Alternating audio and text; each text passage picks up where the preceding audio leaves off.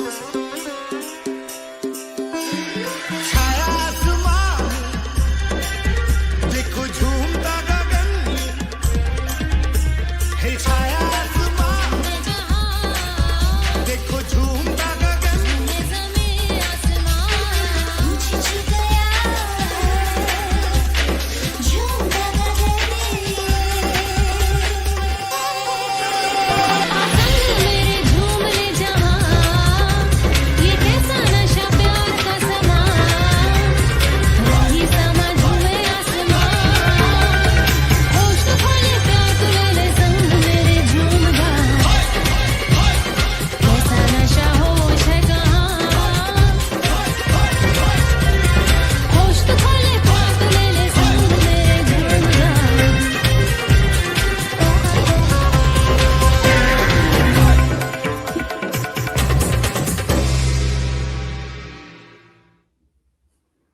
And here we are.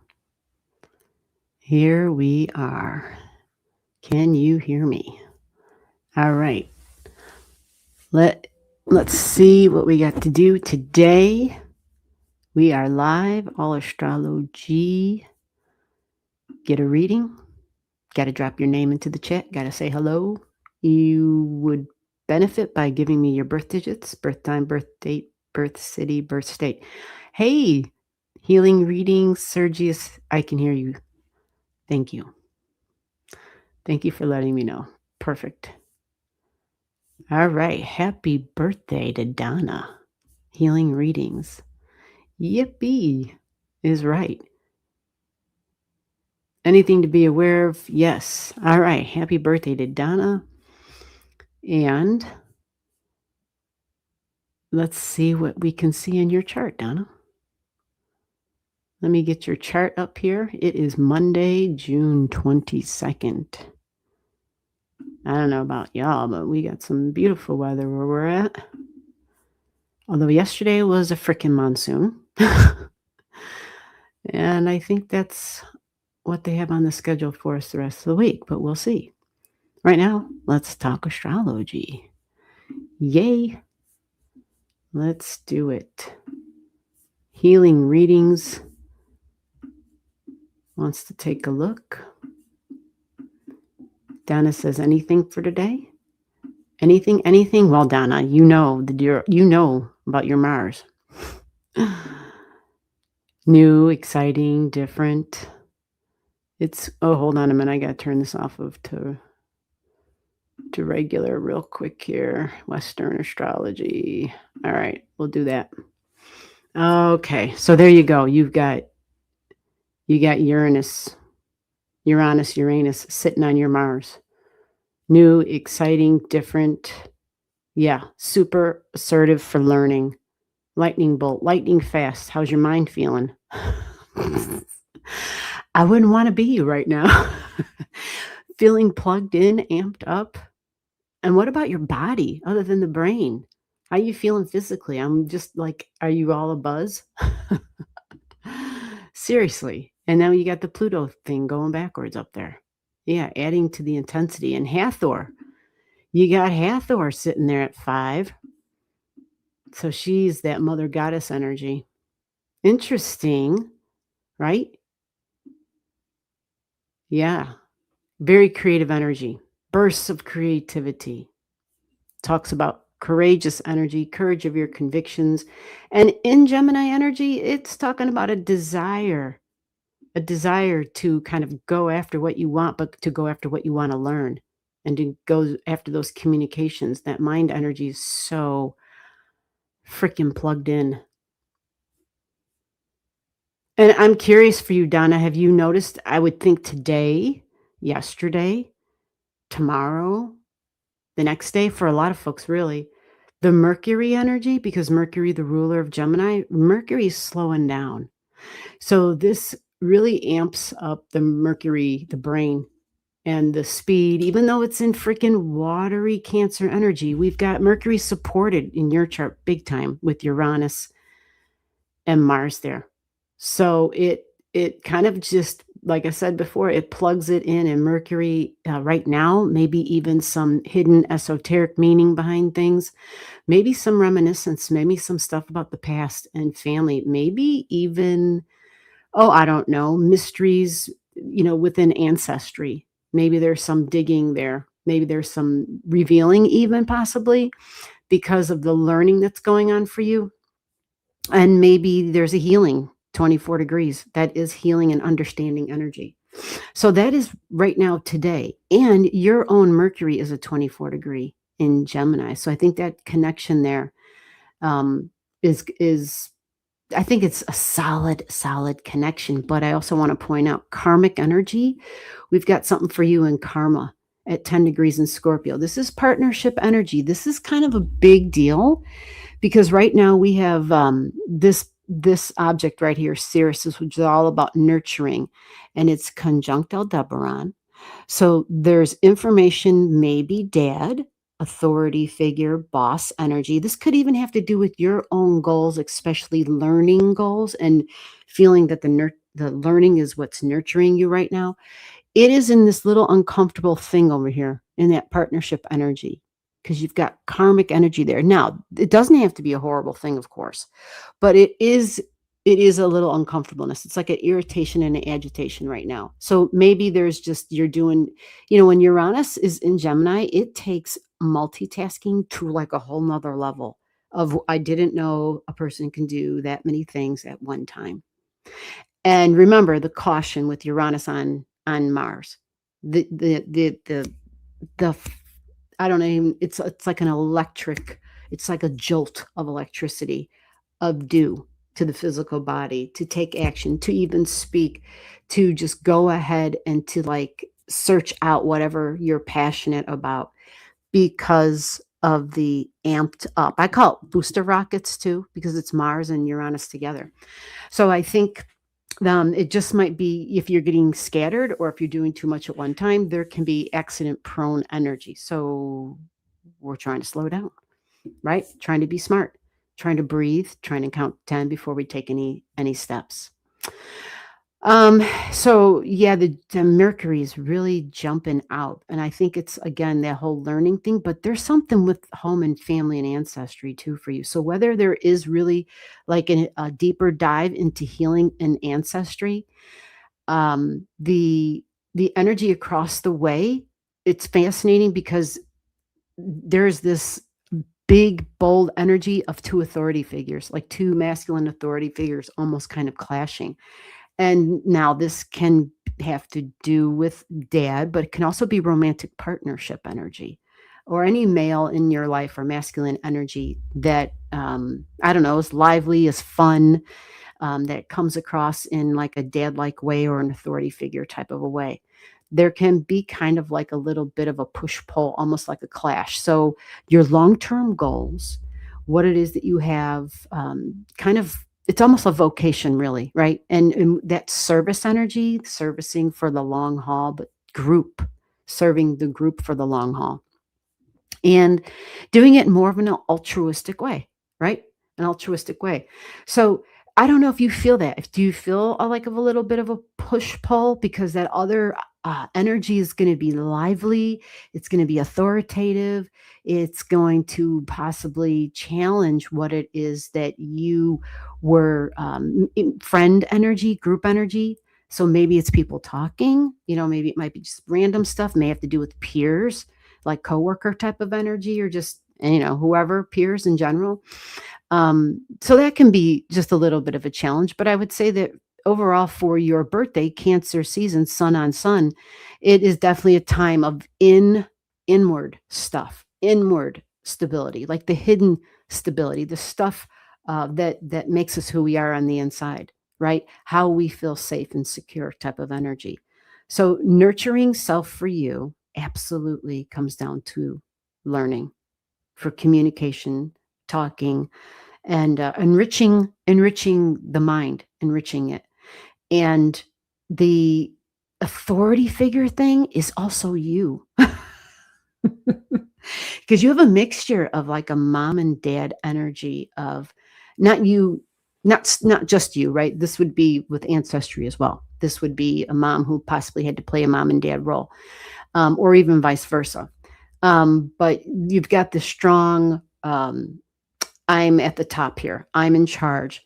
And even though it may not be like the strong, colorful Leo type way, this is more of I can do it through the way I would with my family, with my children, as if these people are my children. And so there's something lovely, soft, empathetic, and warm about this energy. And you have also that ability to be the authority of this. So the Cancer stuff truly talks about diving into the past. And I love this for you because you have a North Node here.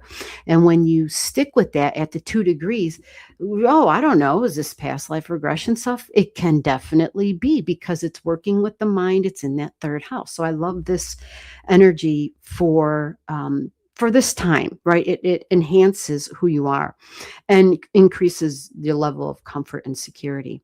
And probably family and tribal energy, as far as the people that you come across, right? And connecting on those deep levels. And for you, let me see if you have something at the, I know I probably checked this once before, the 4, the 5. Okay, your Saturn. Got it. Your Saturn is there. All right. Interesting. What's really fascinating is that when I cross-reference like the Vedic stuff, when I look at the Vedic stuff, that 10 degrees in Pisces you have up there is actually kind of a big deal. The in Vedic astrology, we have Saturn sitting there right now. So this would be spiritual work. This would be working and within the mysteries, the esoteric. Just working within a realm, kind of like the person who's got the foot in each realm, right? I'm working over there and I'm working over here. And Saturn is career and work, but again, vocation energy. So the 10 degrees again is more authority figure energy. And so that mixture of it being there with your own Saturn of diving into the past, 4 degrees, and the karmic stuff and past lives, or however you want to word that, your soul's memory, soul history.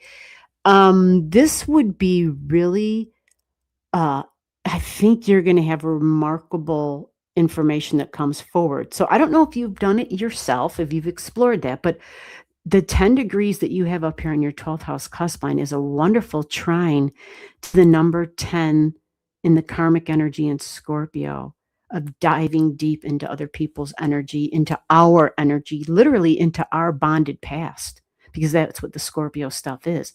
But it's a really strong trine, and you have it 2 ways for work and working in that field. The only thing I would have to say that's kind of jumping out right at this moment is that as the like the Virgo energy is coming forward, so the practical side of life, that kind of stuff, you have strengths there as far as having a good time and being practical, but it's also part of your health and your own work too. And so just making sure that you have your to-do lists for your own health and well-being, like that has to be just as important for you as it is as working with others and establishing connections with them and literally serving them in the way that you can probably do quite well. So that is a big highlight right now is the Virgo stuff that's coming forward, to make sure that that's part of the long-term goal for you, because you even have it down here, number 10 on your 6th house cusp line. It can create restrictions and slowdowns if we don't adhere to the caution signs along the way. We might finally get like, okay, you're not moving any further. We have some other things to take care of. And so we want to just make sure that we're treading with both eyes wide open, as opposed to going really speedy fast and almost like, like diving in head first and I didn't pay attention type thing. This Uranus thing can make that tricky. So I don't, let me see if there's anything else. The karma energy. Yep.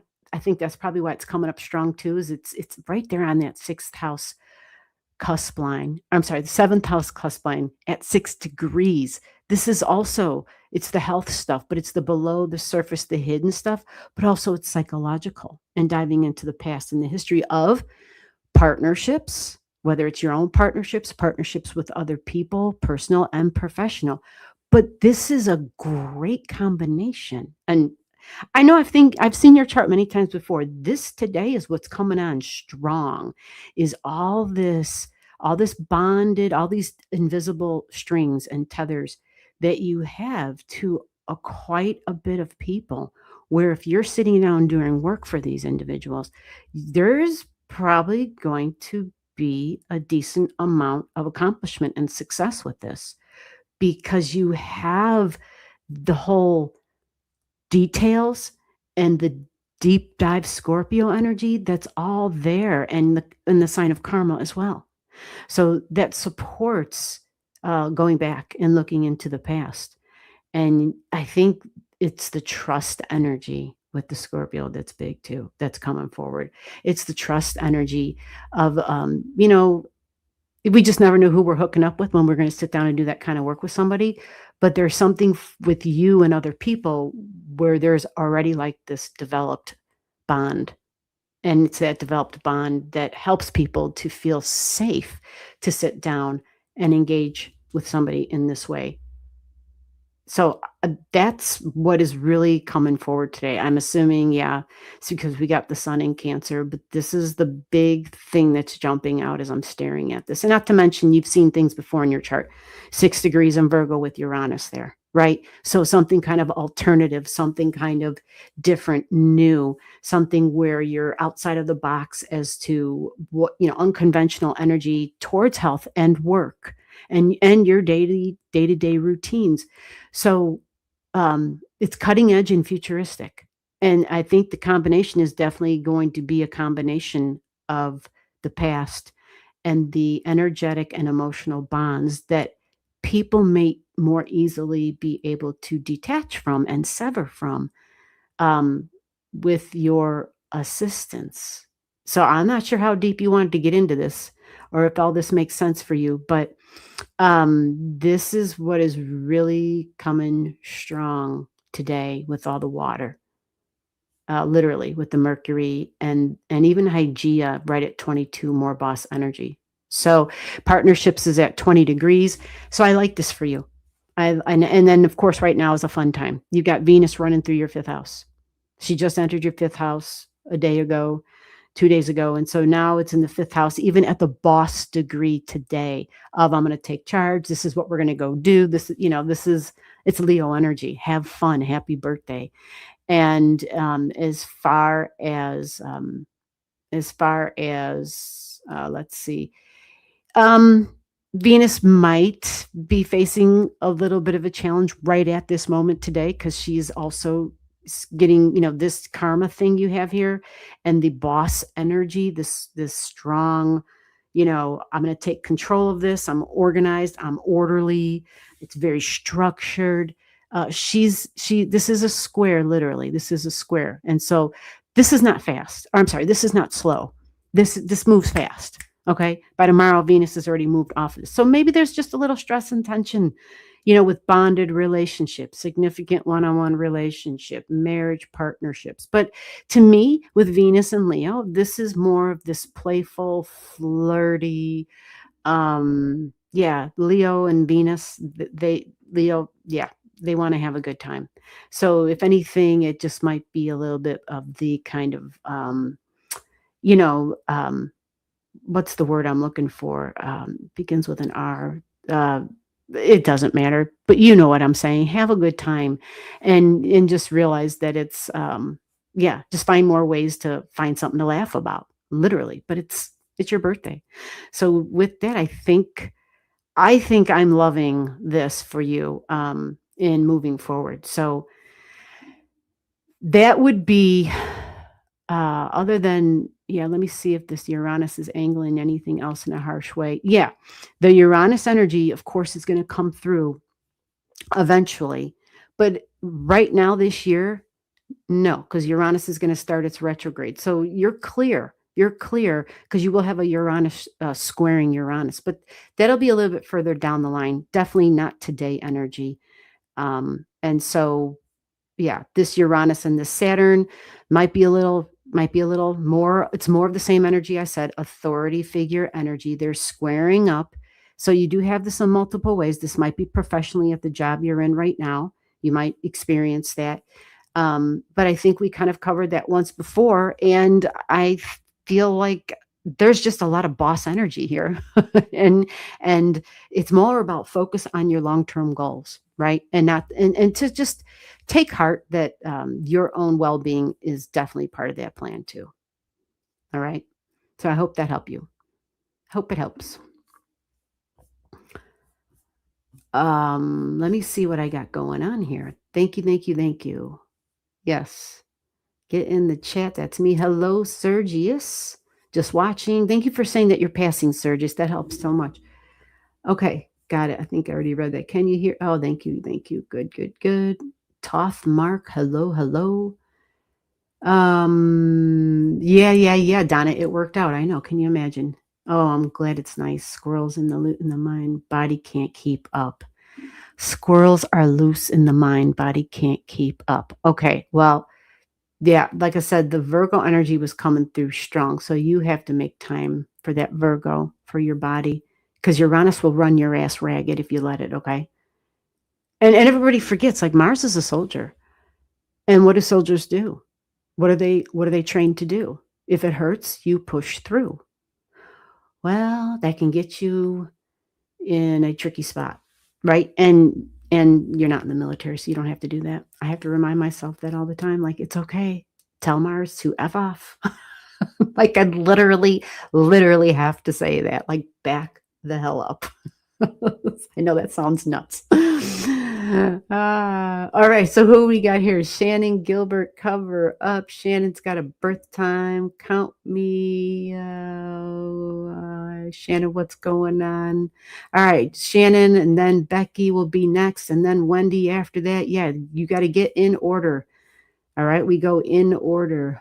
Hello, Helen. Hello. Gibson Murphy's here. What's going on, Gibson?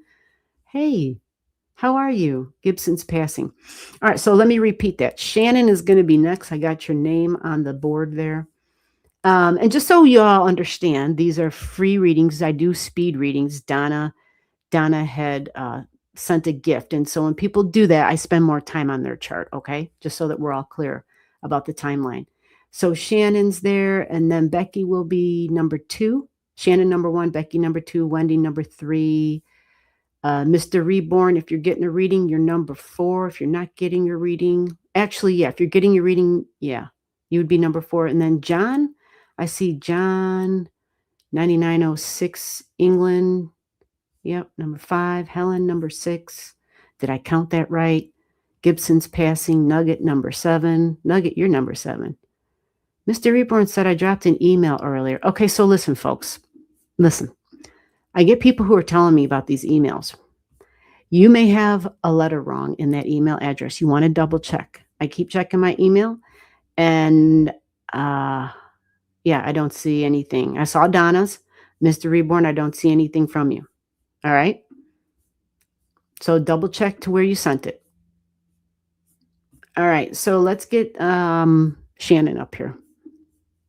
Shannon, I got to create your chart December 21st, 1957, 10:54 p.m., Chicago, Illinois. No way. All right.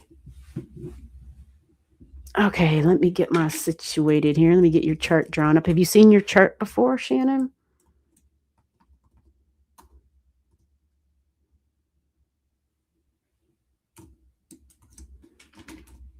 I'd just like to confirm that the chart I'm looking at is accurate, is all.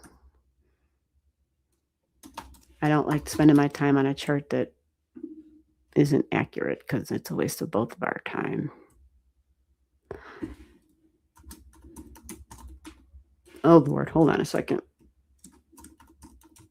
Okay. December 21st. 1957. All right, we got 10:54 p.m.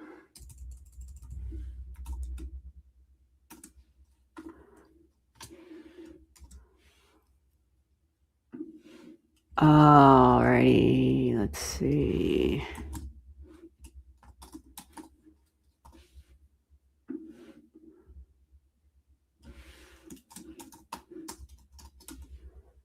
There we go. Let's get that up in the chart. Get that. Oh, where did it go? There it is. Let's see what we're looking at. Let's see what we're working with here. And I don't think I've read for you before. So, got to take a minute to look at the chart.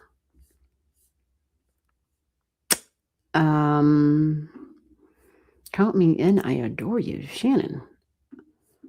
Well, that's nice of you to say. Thank you. I don't think you've been here before. All right. I think I've seen a comment or two under one of the videos, or maybe more than one of the videos. Ooh, Capricorn sun, Capricorn moon, born on a new moon with the Mercury right in between them, and it's a retrograde Mercury. Okay, so this person understands the mind and that busy energy. Oh, a Pluto at 2 degrees in Virgo, a retrograding Pluto. All right, so before I get into all the lovely details, the delicious details of a person's chart, you have a ascendant at 19 degrees in Virgo, this says, and a moon at 11 degrees in Capricorn. Wow. Does that sound like you? That's what this chart says. December 21st, 1957. Let me check the birth time one more time. 10:54 p.m. Let me make sure that's, did I get that right? 10:54 p.m. Chicago. Okay, good. Yeah, that's right. Does this chart look like yours? Sometimes every blue moon, the software gets weird. Yeah, that's me. Great. Okay, Nugget, I see your digits. Good job. Yep. When you put your digits in, it really helps me if you have them all on the same comment. So I'm not fishing all around the chat. Thank you for doing that. That a huge help. All right, let me get familiar real quick. South Node and Taurus at 9. Okay.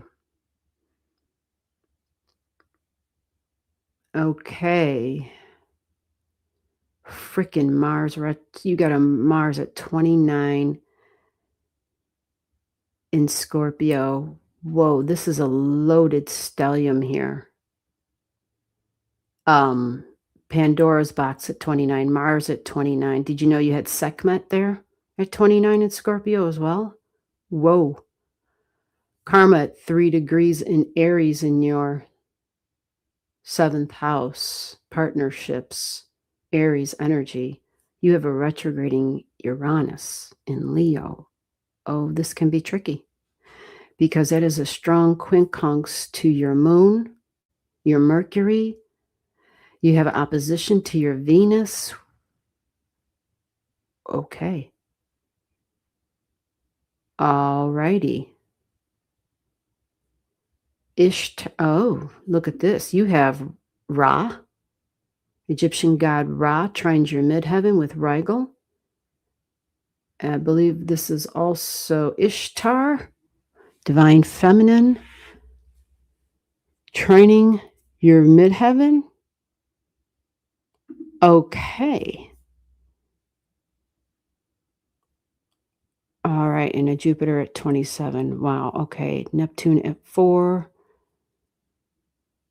Okay, 1921. Let's see what we got going on here. 22. Okay. Wow. Okay. So the number 8 in Scorpio energy is really coming across strong. So this talks about attachments and bonded energy. It talks about the energetic past being just as much alive today as it was yesterday for you. It's really strong. The vertex are also at 2, more attachment energy. Okay. So this can be quite tricky energy to deal with. You're dealing with a combination of information from the past, from the present, and the future. You have Aquarius, in the 5th, Leo in the 11th. That combination brings the mind working on like whole other levels than mere mortals. Like, that's just to emphasize how powerful and interesting this is and how otherworldly it can be as well. But understanding systems, understanding society and tribal energy too, there's this can be really complicated. This can be really complicated to live with, because it's having the ability to discern like past, present, future, getting information of timelines yet to live type of energy. So this is like that big pot on the stove with this really deluxe ass recipe that's got like over 50 freaking ingredients in it. Do you know what I mean? So this is this is rather big. In my mind, the way I'm looking at this and the way it's coming through to me as I'm sitting in this energy, the Jupiter at 27's got to make it pretty complicated. That's a freaking Mercury mind degree as well. So this is where it becomes even more tricky is anytime we touch in with Jupiter energy, it's going to expand upon something. It could bring a truth. It can have the wisdom, but it can also exaggerate. It has the ability to do all those things. So this is where it can get really tricky, and this is in the house of attachments and desires. So having the Scorpio energy, Scorpio doesn't let go of anything. Do you follow? Like it doesn't give up. It won't let go. The war never ends with Scorpio energy, not until it surrenders, which you do have Neptune there, which is actually probably a huge benefit to come in and to step in and to be like, enough already. I just want peace. And so this trine from the Neptune to this vertex point may help with that, as may partnerships, because you have some Pisces on that 7th house cusp line.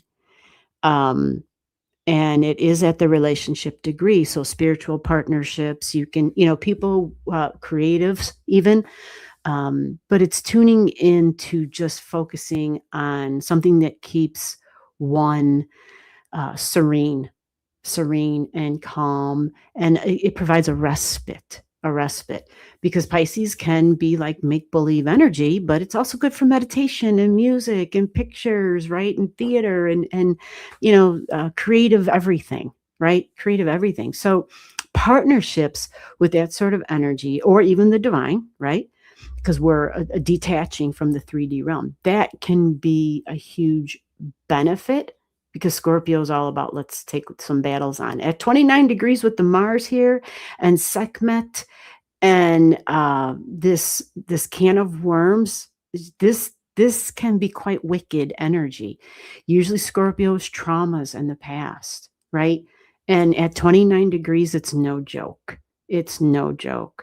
And I've seen you have some 8-degree marks in your chart as well, which brings up more trauma. It's in Aries, so it's to the physical body, possibly the head, maybe have to do with my appearance, maybe when I was younger.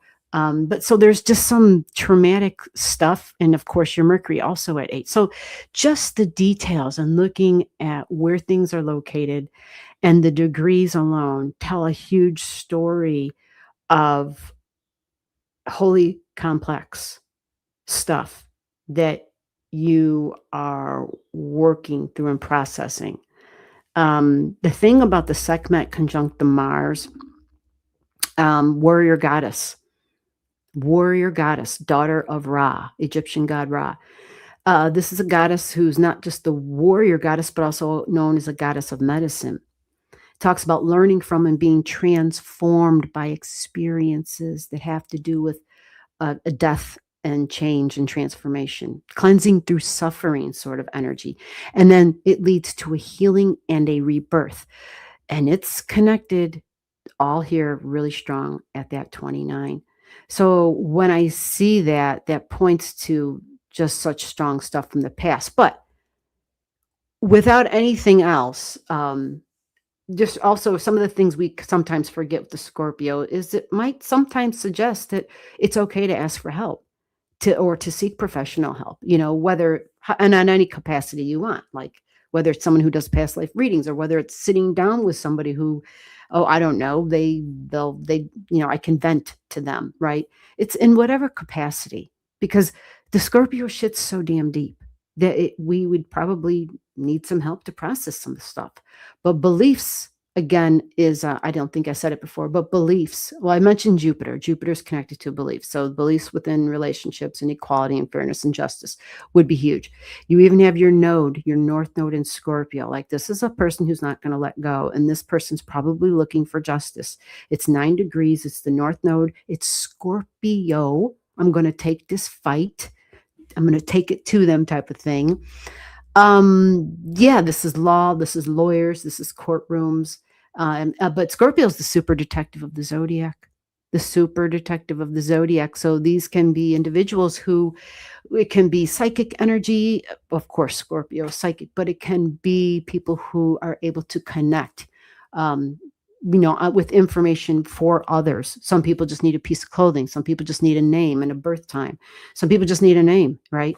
And then they can kind of connect to the other side because your desire energy is mixed in with this. So if that's something you're already doing or you want to do or you're dabbling with, it will be strong. And I would recommend highly to make sure that you have boundaries, healthy boundaries set up because Scorpio is deeply bonded energy that doesn't want to let go, right? So it's just protecting yourself if you're in that process, if that makes sense. But yeah, this is a lot to work with, here. It's powerful, and the power also comes from your Pluto in the 12th house. Pluto is exalted in that location.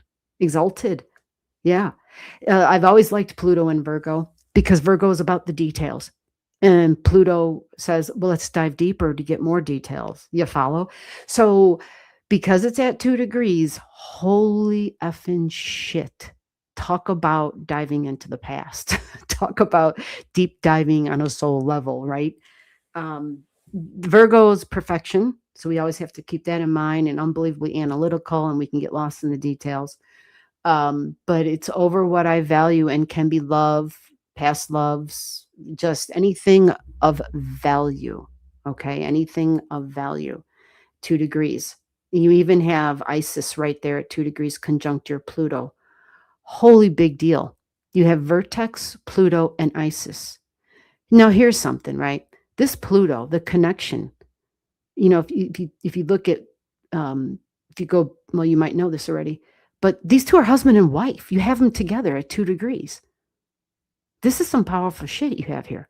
I'm just saying, this is some powerful stuff. Discernment is what I keep hearing, though, with this Virgo energy. Discernment keeps coming through loud because there's a lot of invisible bonds here, and a lot of the knowledge, the information, the details. Sometimes we get inundated and we feel as though like this is, let me put it like this. Sometimes the dead need to be left dead. Sometimes the past just needs to stay into the past. Some things we have to, we just have to draw a line at some point, at some time. So that was, yeah, that was kind of what was coming through on that one with the discernment and with the Virgo. So that makes sense. And you definitely would have the power to do that because you've got your Pluto there. But no doubt that anytime you come across people with the vertex, the point of fate in your Pluto energy, oh, it's going to be interesting. Again, it's going to be connected to possibly work, possibly love, money, desires. Okay. So significant one-on-one relationships that you're in, maybe overseas relationships, overseas communications. This can be like coworker energy, and change and transformation is huge. Growth is a big deal here. Whew. All right. So let me move on. I hope that helped. And let me save your chart. Did I do that? I did. Okay, so we got you in the system. We do this every Saturday. Well, like every other Saturday, and then we're here during the week, at least one day a week as a surprise live. So you could always come back. The other Saturdays, the other 2 Saturdays, we still do this, but we do it privately. Like this Saturday is a private live. And then the other Saturday, we do our astro class. Although all those little private things, and on the side, you could always email for anybody that's interested, and I can share details with you there. All right. So Becky, is Becky here? Becky Boyd, Texas? No, Becky Boyd? Or is that Boyd, Texas? Hey, Becky, what's going on? Yeah, I need a city of birth. I need a birth time. Becky's got a birthday. Yeah, I would need a birth time and a birth location. Birth time, birth date, birth city, birth state. So Becky, when you have that, come on back. Just drop it in the chat. I'm going to move on to someone who's got the information ready to go. Wendy, are you here? Wendy's got June 2nd, 1966, Edinburgh. All right, Edinburgh. Ooh. Man. I don't know, man. Very drawn to go to Scotland. I've never been. But any place that is, I don't know. I guess I'm a wuss. I feel like I might be overwhelmed by the energy. That's how I just feel like I might just end up feeling very overwhelmed by it. But again, I could be completely wrong. But anytime there's an increase of water, I'm like, okay, this just might be a little too much. So June 2nd, 1966. Wendy, are you here? Let me find my damn phone.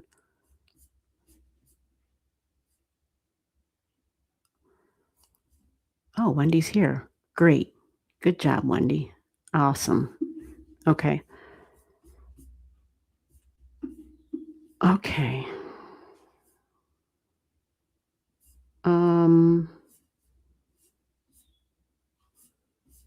All right, hold on a second. Yeah, there we go.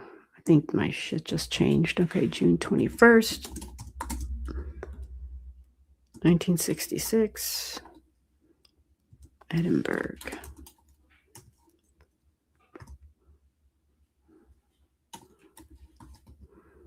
I know I said that wrong. Edinburgh, right? Or Edinburgh? Borough.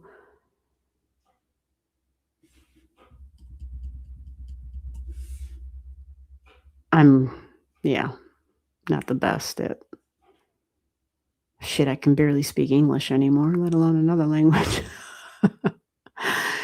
All right, so we have 10:55 p.m. Great. That's wild.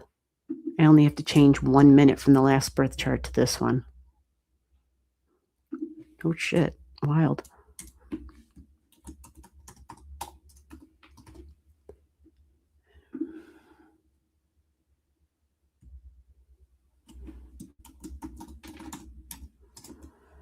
Okay, wonderful. Let's see what we got here.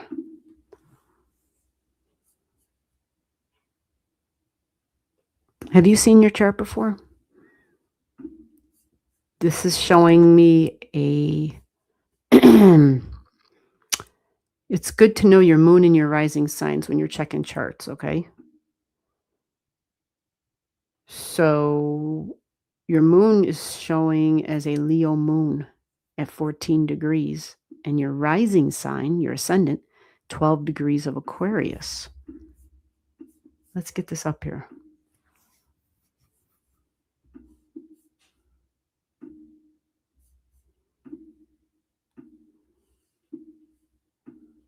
Okay, let me see, Wendy, if you're...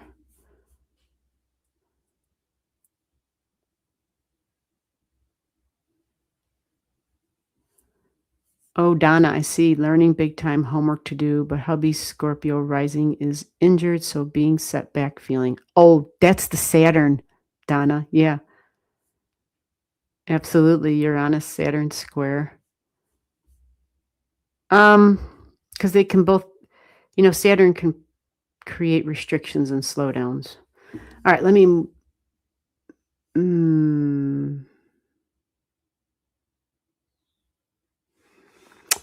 Did I skip somebody?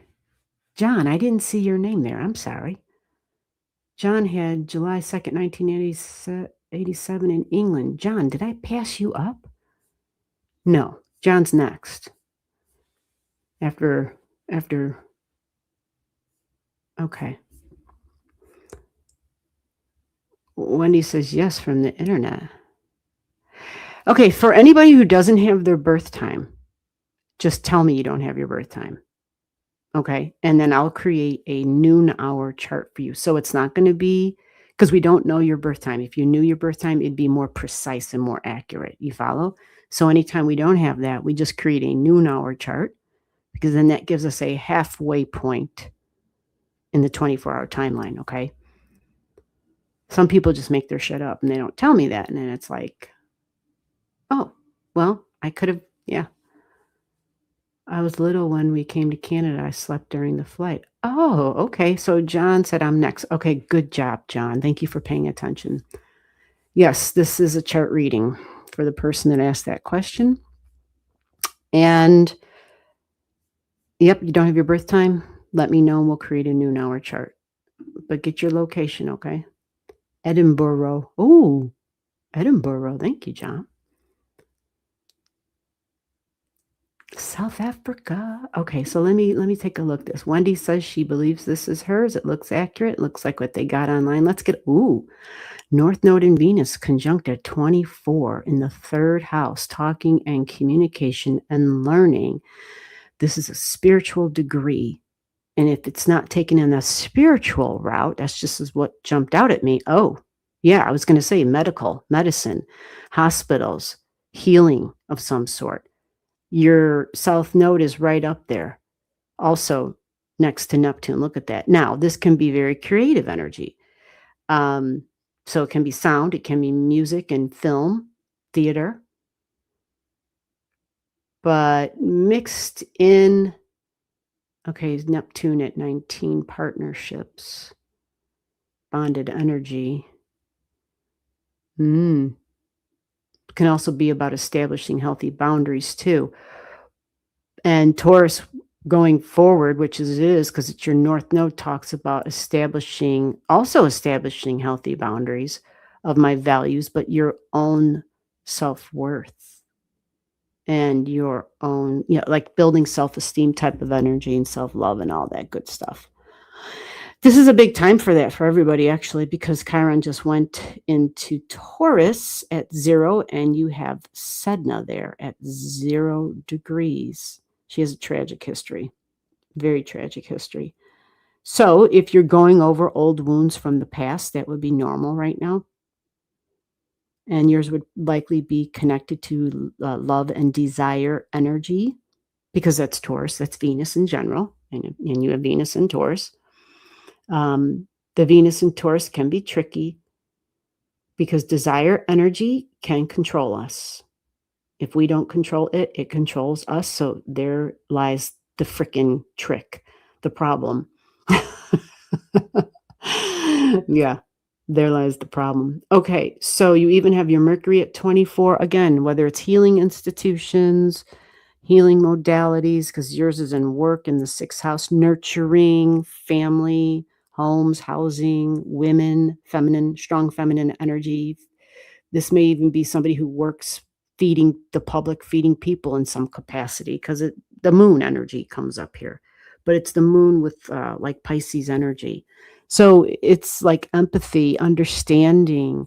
These are the great sacrificers of the world type of energy. And even your Venus and desires, this can be sacrificial energy too. Talking and communication when you were small might have been, because Taurus tends to be slow. It tends to not be in a hurry, tends to kind of be cautious energy. So sometimes when people have the Taurus in the 3rd, their brain, their mind, and the talking sometimes comes on a little bit later, or is different in some way. Because, I mean, you could have had, yeah, maybe you grew up with a big household. Maybe you had a lot of siblings. I mean, in the fourth house, you've got Gemini energy that talks about possibly having a lot of peers around you, family, but maybe they were cousins or something. But it is sibling energy. And you do have Mars there, though. Mars tends to be a solo kind of soldier. Wow, you even have freaking Saturn at 29 in Pisces. Okay. Well, there we go. Another connection to work within institutional energy, maybe hospitals, doctors, nurses, nursing, some sort of a healing modality in some way, because it comes up again. This usually, especially next to your Chiron, these are known as healer energy, as well as the Scorpio, right? Scorpio and Chiron and Pisces, these are the healers of the zodiac. Those are the signs for that. So kind of fascinating what you have going on here. And you have these two, when it comes to the health of the body, conjunct. Holy shit. Deeply transformational energy, different, unique, but truth and revealing what's below the surface. Pluto energy with Uranian energy. Neat and organized, possibly going overboard, but perfection, probably the master of it in some way. This is in the seventh house, partnerships. Seventh house, you got a couple of objects. You have a big ass water trine at 29. And I don't know if you're aware, but part of this trine, you have Nefertiti.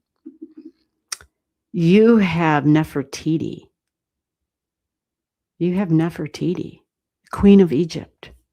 Freaking Queen of Egypt at 29 degrees in Scorpio. Big ass trine of work. So boss energy, queen, boss. You even have Hathor. You have a strong connection here with this Egyptian stuff. Hathor is here at 29 in Cancer energy. Mother goddess of Egypt.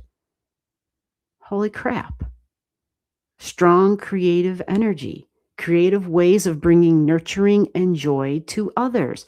Now, this can be somebody who's like, well, I just do this with my own family, right? Grandma energy can be part of this energy too. Grandparents and ancestry. You even have Jupiter here. Holy crap.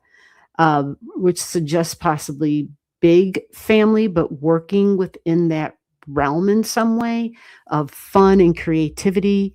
But ancestral stuff. I don't know what you're doing, but the truth maybe, and teaching.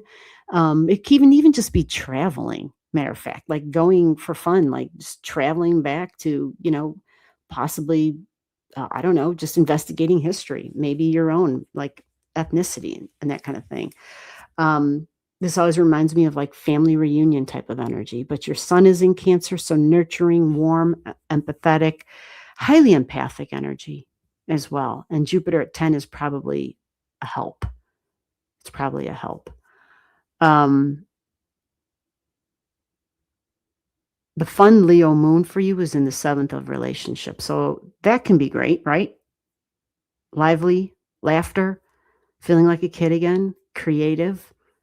That can be great unless somebody's bossy. Then it's not so great. And it's fixed energy. So fixed energy, until it realizes that it's fixed, it can be tricky to work with. But you have a lot of fixed energy in your chart with the Scorpio and the Taurus and the moon. And your sun sign being in that nurturing Cancer energy, the warmth stuff. I think the 0 degrees, sometimes these people, bring on just another level of intuition. Children. Yep. Children, did you want to have a lot of kids? Did you ever think about that? Having a big family? Yeah. This is kind of connected to some big group energy here, it suggests. Your karma is with siblings, and it's about talking and communication, but it's definitely connected to family and cousins, and these could even roll over into coworkers. But there's a strong connection between your emotional well-being and the communication. Now, this can also represent moms. Yep, your mom. And this moon up there can represent your mom and how mom was. Did she love Was she a little theatrical, a little dramatic? Did she like to play and have fun? Yep. This is how you feel nurtured and satisfied. This is, fun and being entertained and entertainment. Leo energy likes to kind of, they can use their vocals, especially with the Taurus in the third. These folks can use their vocals. But Leo can be a screamer, the lion roars type of energy. So if it's not having a good time, sometimes we might be like, oh my God, that person's yelling. But desire, creativity is how this person would feel nurtured. And this also sometimes is a beauty signature at 14 degrees. So it might be hair, nails. Like that can be a thing as far as how creativity is being utilized. Your second house of self, you've got Aries there. Yeah. Valuing self and your freedom. And this might be tricky with the 29 degrees Saturn conjunct that. Saturn would limit the freedom then, would slow it down. It would create restrictions to the physical body, maybe the head, maybe even possibly the feet, possibly, but more likely probably closer head, maybe spine stuff, possibly. Aries, can be teeth, can be head, the skull. Yeah, anything to do with the head. There just might be it can be headaches even. Yeah, sometimes that happens too. So, wow, your Virgo energy in the 7th and some of it in the 8th, that super detective, this might be tricky energy for partnerships, huh? The domestic side of life, you've got Vertex at 8, so you're connecting with people from other lifetimes. In relationships, there's already bonds that are set up there. And these can be momentary, 5 minutes, 5 years, where you had those deep bonds and then people kind of disappear. That's possible because you got it in Virgo and Pisces. But perfection, anytime we see Virgo, I'm the analyzer. I self-critique a lot, but partnerships, that can make it hard, right? Because we kind of strive for perfection. We're like, oh, this should be this way and that way. And you've got so much energy here.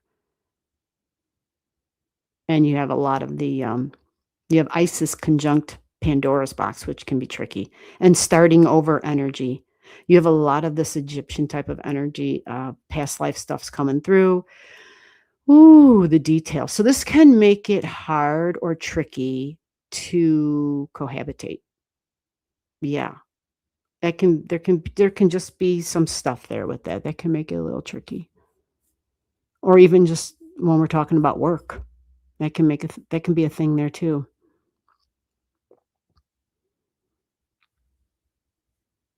Yeah. Yeah. And some of this Egyptian stuff is really tricky because it's not even just the Egyptian stuff, it's the asteroids. They're very private. And when you get past looking at all the other planets and you look at the asteroids, then it's like, oh shit. So it can, yeah, stuff can get a little personal. And with that, the Sirius and the Juno are jumping out, and that's where I'm gonna move on after this. Sirius is at 0 with your Juno. So there is a need here, a need for communication, a need for in significant relationships. Like if you're going to commit to somebody, they're going to commit to you. For you, open lines of communication are going to be a necessity. It doesn't mean it's super clear all the time, though. That's going to be the trick bag here, right? But you have a need for this. Obviously with siblings, for sure, but peers, coworkers, anybody, neighbors, anybody, that you within the vicinity, right? There should be some clear communication going on. At 0 means you might initiate it, but just keep in mind with the Gemini energy, it can be a trick bag because it sees both perspectives. And so sometimes it can come off warm, other times it can come off cold. And so there might be some contrarian communication that happens, and that can be where the trouble happens with that energy. Okay. So just keep that kind of in mind because that Gemini Mercury stuff moves fast. And because you have a Mercury at 24 in water, that might make the talking and the communication, and like when you're literally having a communication with another person, that there just might be little details that get blurred or mixed up or confused, right? Or fuzzy. And we're like, wait, what was that? What did he say? Yeah, or misunderstanding. So just, yeah, you would just ask for people to repeat things for clarification. All right, so I hope this sounds like you, Wendy. That way, I think I saved it. Yeah, let me double check this. Yeah, I saved it. That way, we got you in the system. All right, so let me see what's going on here. Who did I say was next? All right, so John, I know, right? Yeah, is John still here? All right, let me see if John is here. John's probably fallen asleep. Oh, Wendy, you're welcome. You're welcome. Thank you for the feedback. Suffered headaches for decades. Yeah, that damn Saturn in the Aries. God. I know it, man. I don't like it. John's still here. Good. Well, Nugget, we're just kind of going in order. And when I start counting the names, we're going in the order of the queue. And I'm sure I yelled out numbers at some point in time. You might have gotten here after I did. Okay, John's here. Great. Let me get your chart set up, John. Let's get you in here. Let me make sure I have John's digits. Yeah, I got him here. July 2nd, 1987. Let's create this new one.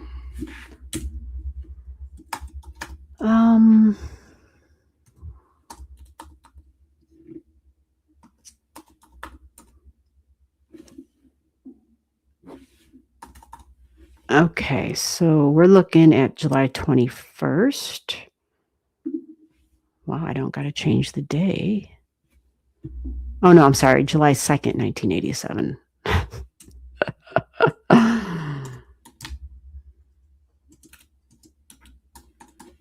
July 2nd, 1987. And what's that time? 8:50 a.m. Great. Let's get that in here. Okay. K-E-I. Keeley? I don't know. G-H-L-E-Y. All right. All right, let's see what we're looking at here. Have you seen yours before, John? This is giving me July 2nd, 1987, 8:50 a.m. I have a Leo rising at 22 degrees. Oh, you got a big kite. And I have, according to this, a Virgo moon at 16 degrees. Yeah, people got to have some significant Virgo to come to this live stream, right? I'm just saying, look at all the damn things on the chart, right? Like that's Virgo energy written all over it. Crazy Virgo, like, oh, look at all the details. Yay. That's totally Virgo. All right. Virgo moon at 16, 22 degrees rising. You have Mars in Cancer. That can be tricky, especially in the 12th house. It's hidden, intense, fired up emotions that may come out at certain times. Yes, that can be tricky. You have a retrograde Pluto at 7, a retrograde Saturn, retrograde Uranus, a retrograde Ceres. That's interesting. I don't see that every day. Juno at 6. North and South nodes are at 6. Karma is at 6. Interesting. Oh, you got a couple of objects here at 6 degrees. Neptune at 6. Have you ever noticed that pattern in your chart before, bro? I'm just saying. 7th midheaven is at 7. And that Pluto is opposing it. Holy deep dive into the past. Pluto and Scorpio conjunct your 4th house cusp line. Yikes. Okay. Well, Vulnerabilities, traumas connected to the past. It's bonded relationship, maybe connected to mom, home, family, ancestry, feminine energy. Big ass kite in your chart if this is you. Let me go check the chat real quick. Let me see if this has been confirmed before I start rattling off shit. Mars in Cancer in the 12th can be tricky. Oh, God, yes. Okay.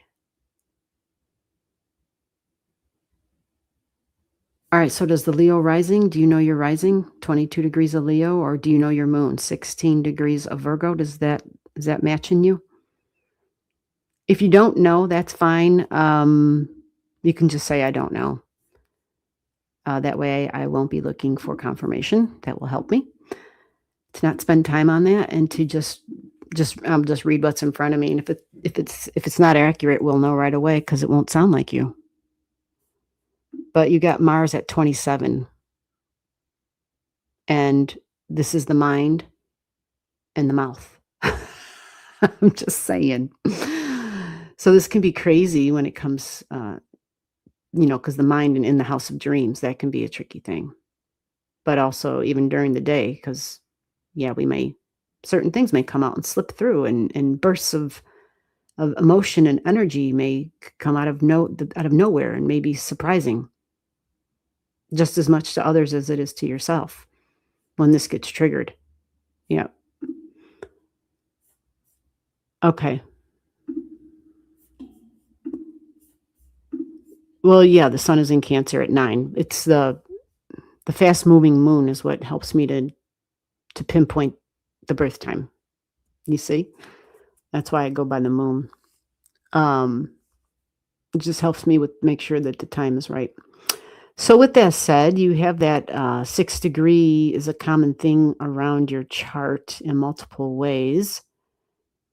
That's connected to the details and perfection, possibly work, but day-to-day routines and health, and the connection between the past and my health.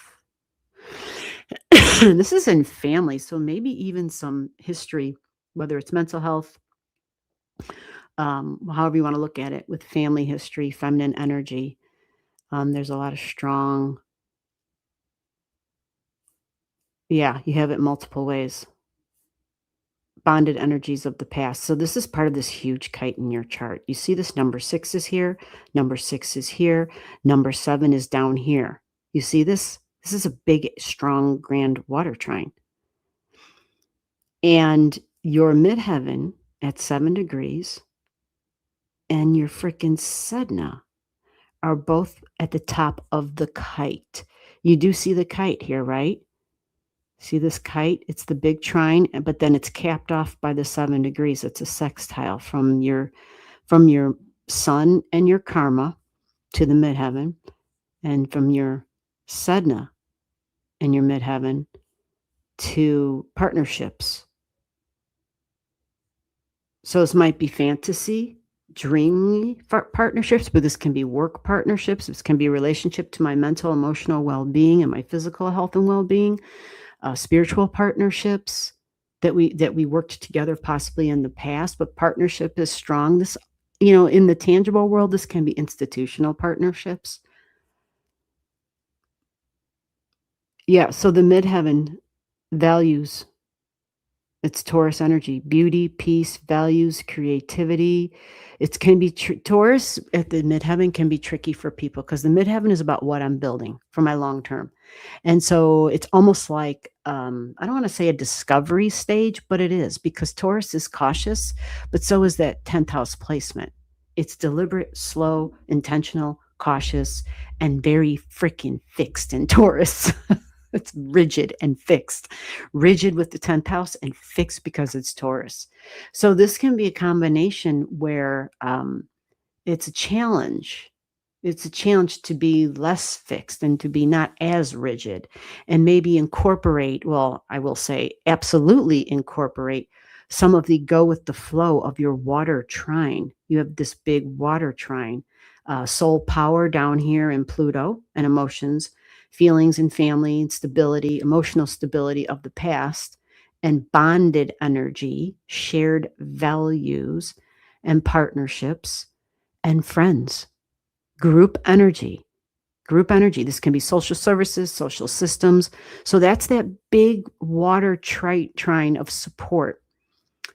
And of course, spiritual energy, but topped off up here, which says tangible material values, right? Like I can hold it in my hand, I can knock on the wood.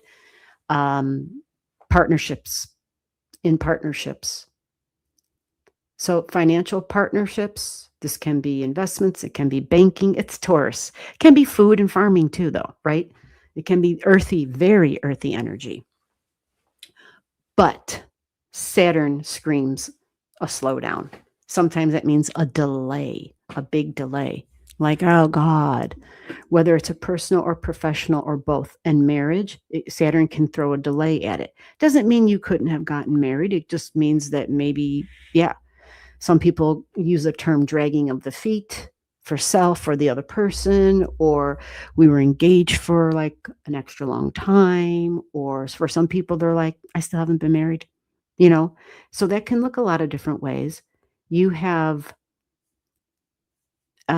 support because your second house cusp line of love, of desires, it's a nice trine to the midheaven energy, which is long-term commitments. You follow? And yours is partnerships, personal, professional. There's a belief connected to it and the wounds of the past, though, because of Sedna that's here. I'm just throwing that out there, that does exist. It is sitting there. You also have support of Neptune. You have a retrograding Neptune and it trines your midheaven. And it's in Capricorn, right? So there's something there that even though there's this challenge, you have a nice grand Earth trine that creates this strong, stable point. So you have a Merkaba in your chart.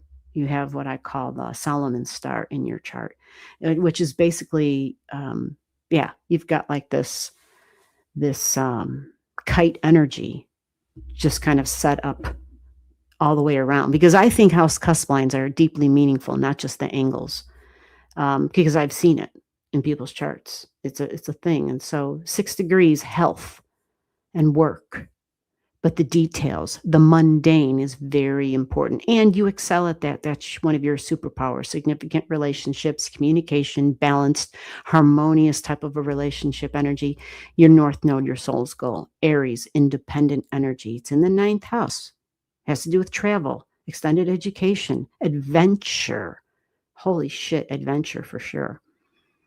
This is literally with Aries there. This person is all about freedom. And look, let freedom ring. This can be lawyer energy. This can be, this is like justice, but truth and wisdom, the seeker. This at 26 means I value this. These people go on vacations. It's in the house of freaking vacations. This can be across the pond, overseas. Like this is this energy. I got to get out and be free. Really strong here. And it satisfies you emotionally. Freedom, North Node in Aries. This talks about one of the greatest life lessons, being about able to be comfortable to step into one's own power and claim their own independence, which may often, be challenging if you've ever found that you were putting others' needs ahead of your own. Decisions would be big because that was a superpower. South Node in Libra energy. These people had gotten in really good in relationships and putting others first and not making a decision until they considered somebody else. But because you have Aries in the 9th, I'm going to take a guess here. You probably haven't had, you do have Neptune right here, which is squaring it exactly. Okay. And you do have the karma, which is right here, squaring it, which makes this complicated because Neptune can dissolve our freedoms. It can dissolve those boundary lines. All right. So there's 6 degrees in Neptune, day-to-day routine, domestic energy, and the angle that I talked about with the midheaven and being, establishing the long-term commitment energy. This might create a balance. It might create a balance for you where you're literally able to succeed in this endeavor, even though it looks like there can be a challenge here. The Neptune can put on like rose colored glasses, it can soften things, right? But in the ninth house, my freedoms and me being independent and me being first, that adds an extra emphasis on it all by itself. So even though you have this tendency where, or a superpower, where you were able to always think about the other first, I have a feeling this is actually, this can help having it here in the ninth house for you. It can help. And Neptune can give you the understanding of what's going on, like the reality, the long term of, you know, establishing boundaries and a balance of things, healthy boundaries and a balance, because this is what Neptune in Capricorn does. It's really good at dissolving boundaries. Yep. It can kind of make the walls come down type of energy. But this is you dissolving some stuff from the past as well with this. And it's really connected to feminine energy and family. And so friends, this is all in the placement of friends. You follow? Like online stuff even, because it's in the house of 11th house of technology, but this is group energy. This is the angelic realm, ancestry, and your freaking Mercury, a retrograde Mercury and water. So far, I think everyone's had a Mercury in retrograde, it looked like, so almost. This is a karmic degree. So we're looking at the past again, and the Mercury's digging through the details of history and ancestry. And this is a placement where Mercury usually would be exalted in the 11th house here, like it would do really well. In the water, it slows it down. However, this can be the physical body as far as the, the nervous system. Because Uranus energy in the 11th, that Uranian type of unplugged in energy, and it's a retrograde Mercury, there might be some connection between the well-being, emotional well-being, and the connections to the nervous system for self, for friends, your own mind, your own body, your own well-being, but mom and anybody that you consider to be part of your tribe. All right. So I hope that makes sense for you. Yeah, really fascinating. Yeah, let me double check this and see real quick. Okay, good. Yeah. I hope that your Merkabah stuff, that the big kites that you have, because you've got multiple kites, it's just wild when I see everybody with these kites. And so many people ask, well, what's the whole point of that damn kite? I mean, the very top point of the kite is the point. So I showed you where your midheaven and the long-term commitment is a point, but you also have another point in your chart where Venus and Hathor and Chiron, you've got a wound in those. Yeah. Yeah, you have a lot here. We're going to have to look at this again sometime because you have Uranus there's a lot to go through here with you. And your other kite, Venus, is at the top, but there's a wound associated with it. And there's an Egyptian goddess Hathor there too. So it's about talking and communication and the mind energy. And it's in the same place of the friends energy. But usually, when men are in relationships, and if they're in relationships, significant relationships with females, Venus would be important. We're looking to Venus, and this Venus is at the top of that kite. So it's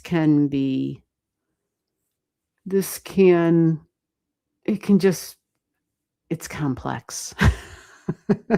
There can be a lot of duality going on there. So I hope that, if anything, gives a little bit like, oh yeah, I'm not so nuts. Our lives are so complex, but when we see it on paper, sometimes it really helps. All right, so we got John done. Now we're scrolling down. Let's go. Nugget, I think you're up. Is Nugget still here? Did Nugget leave digits? I am being stalked by gang stalkers. What the hell? 8 years in September? Oh, Shannon, I didn't even see that shit. Gang stalkers? Stalked by gang stalkers. 8 years. What the hell? I don't. That sounds rather serious. Gang stalkers. That's you gotta, that bonded energy has to be severed somehow. Oh, there's nuggets, birth digits. 1989, Rockledge, Florida. Did you put a birth time in there? Got it. All right, now let me go see if Nugget is still here. Yep, Nugget said I'm here.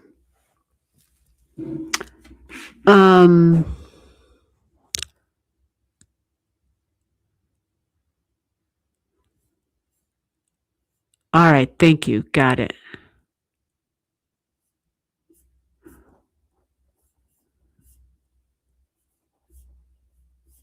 Mr. Reborn said we skipped number 4. You're right, Mr. Reborn. You were here right before John, weren't you? I see that.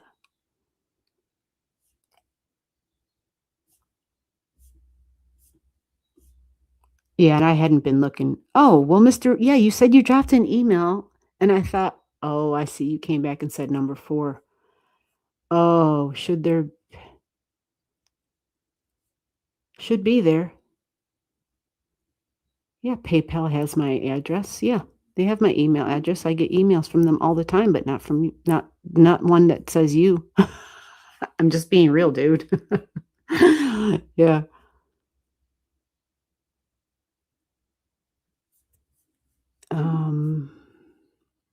Yeah, let me hold on a second. Let me check.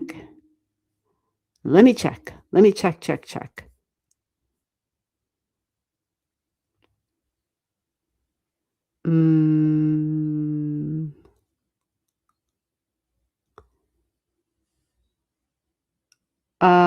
I just checked my spam and nope.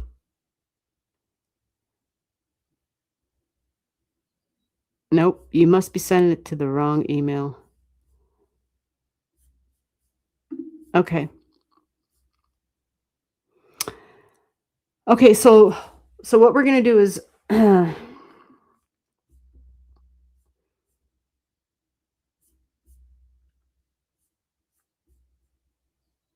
Mr. Well, I'm not Mr. Reborn on my PayPal.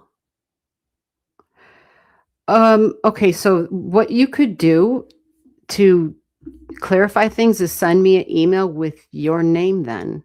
How about that? You can keep your name private and you can email me. And then I can match that. So, Mr. Reborn, with all that said, let me go ahead and grab your chart because you were here before John. And I have your chart already because you've been here before. Because we're going to spend all this time having a discussion and a back and forth. So I'm just going to pull your chart up. And you could always reach out to me afterwards.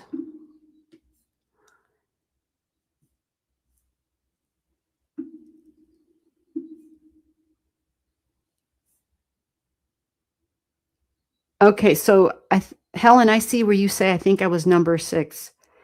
Well, Helen, I don't think I have any digits for you unless you've been here before, but I don't recognize your name. Birth time, birth date, birth city, birth state. Yeah, maybe you put the digits in already. If you did, great. And if you didn't have a birth time, make sure I know that. All right, so Mr. B Reborn, you're here on the screen. We're going to get you done.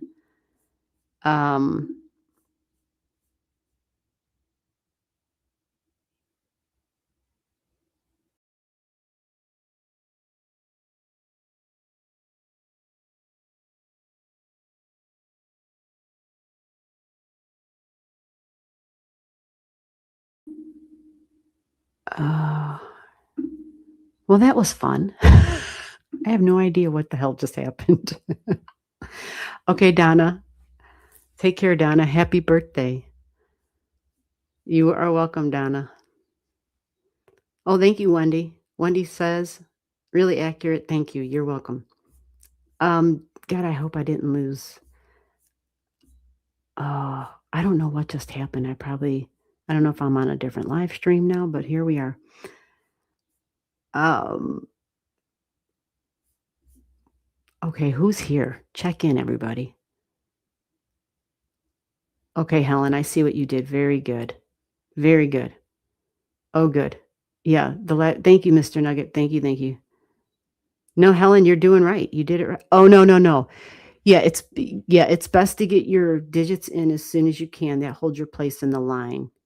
I'm still here. BMAC 3. Okay, good. Yeah. Like I said, I don't know what happened. Apologies for whatever the hell just happened. Where did Mr. Reborn go? He probably thinks I ended the damn live stream or something. Oh shit, Mr. Reborn. Where's Mr. Reborn now? You just never know with this digital shit, right? You just never know what's going to happen.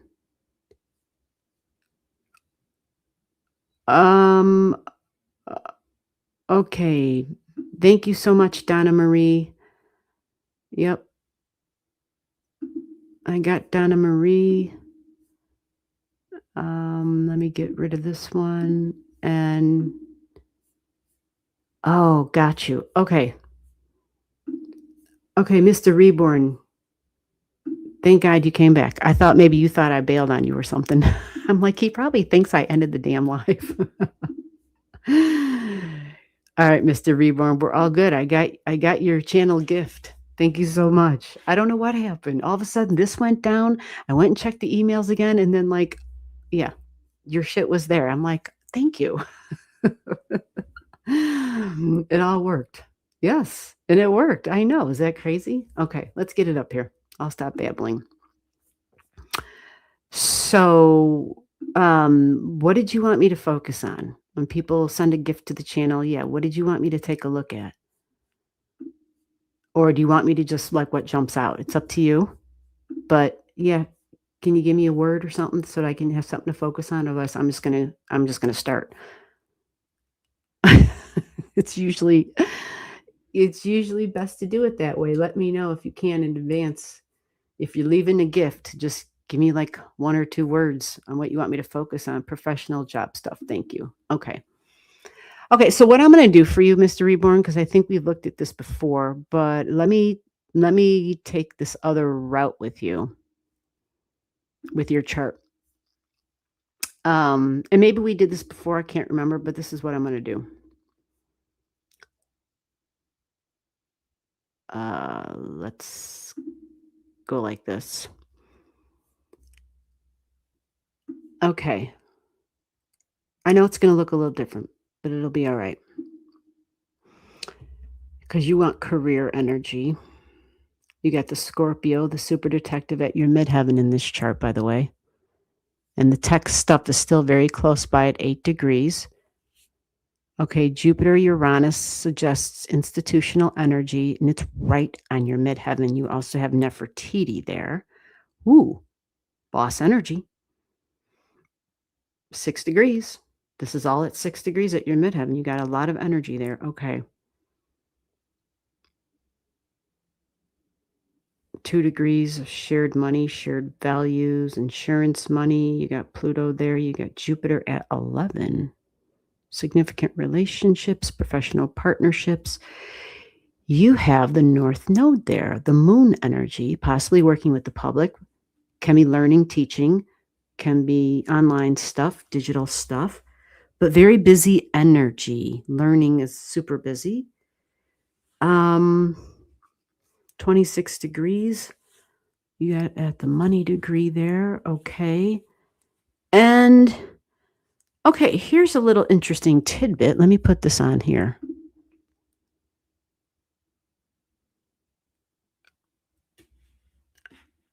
Let me make some changes real quick to this one too for you. Going a little bit deeper here. Yeah, that's what I wanted to see. Okay. Your first house is just freaking gigantic in this chart. Okay. So 7 degrees over there, 10 degrees, 11 degrees, Mars. All right. So, taking initiative in work, new work, something more independent, even if it's not working for yourself, some sort of a capacity where you're able to independently work, maybe within it's in the service sector. Sometimes this can be using a tool, but health even, and sometimes Mars in the Virgo energy like this, yeah, efficiently tackling projects, but creating order. Sometimes these can be, I don't know, like we think of people who manage hotels and housekeeping because service. But this can be a whole lot of other different ways too. It's something that you could even create, like something that isn't being done yet because it's at 11 degrees. Work and staying busy is something that would be important, but new beginnings.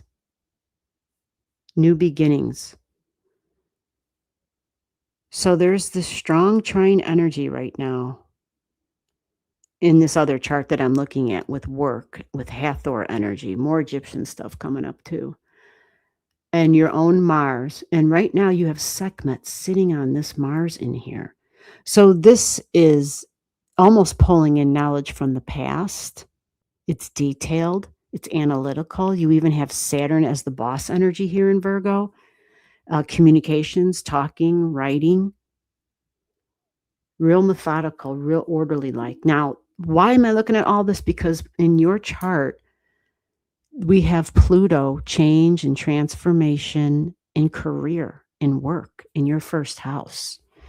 So this Pluto's at 10, and right now Pluto's retrograding. So if you're not, like if you're seeking and searching, this whole Pluto energy is going backwards. So it's almost like there's a timeline of waiting, because when Pluto gets back up in numbers, which it's going to, it's not going to be till 2027, but it's going to start happening like right in January. We got the Sun and the Pluto together. You see this here? Well, they're going to start triggering other things in your chart. And that Mars is going to get triggered, which normally is the start of something. And it's the start of work, possibly. And it might be behind the scenes, below the surface. So I'm not sure what you do for a living, but the Virgo stuff, these people, again, Virgo, kind of like Scorpio, can be the detective, and it's Virgo in the 8th freaking house. So the occult, of course. And Saturn is here. And so this is what we're a long-term commitment, and even the boss energy. Now this can be changes and transformations. This can be insurance work, meticulous stuff, right? But anything that requires hard work and paying attention to the details, medical, scientific research. This is a great area for research. People who have Virgo in the 8th house, really great researchers. But it's all about building for the future. And at the end of the day, it's building like for your own stability, your own health and well-being, and that connection to you having the finances and the material coming together. This also speaks of, and it's going to be, let me see here, that's way high up there. So let's just go to this timeline here. Mars training your Pluto, Pluto training your Mars. This can be like inheritance energy, just so you know. And this is like January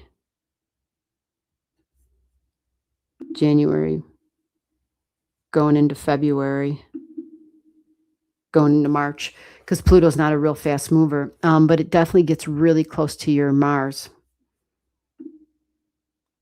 by March. Capricorn is long-term stuff. You will also have Saturn in your second house of money and income and finances. Saturn can create restrictions, but it also can create work. Again, in this chart, this is institutional energy.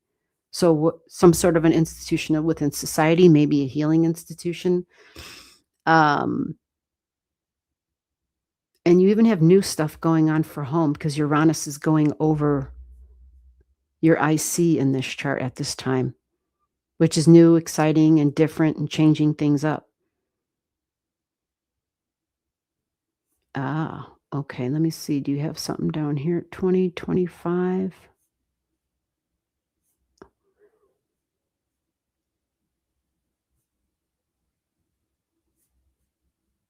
Pluto at 11.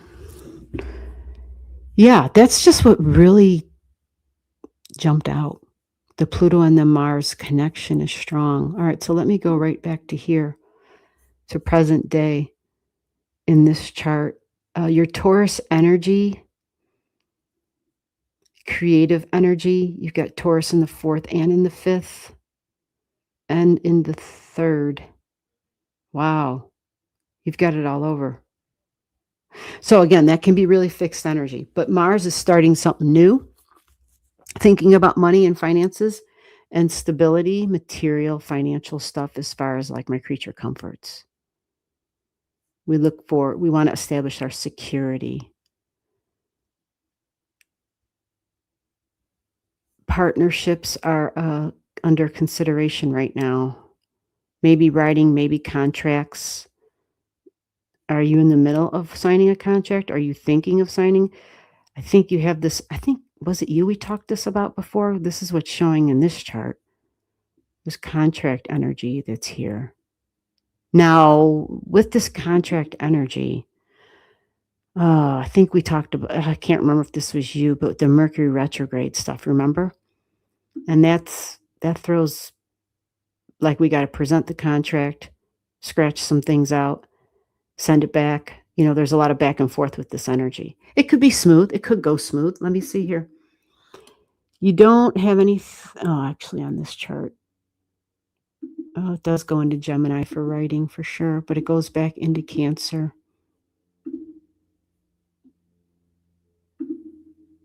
Yeah, it begins at the money degree, the 2 degrees.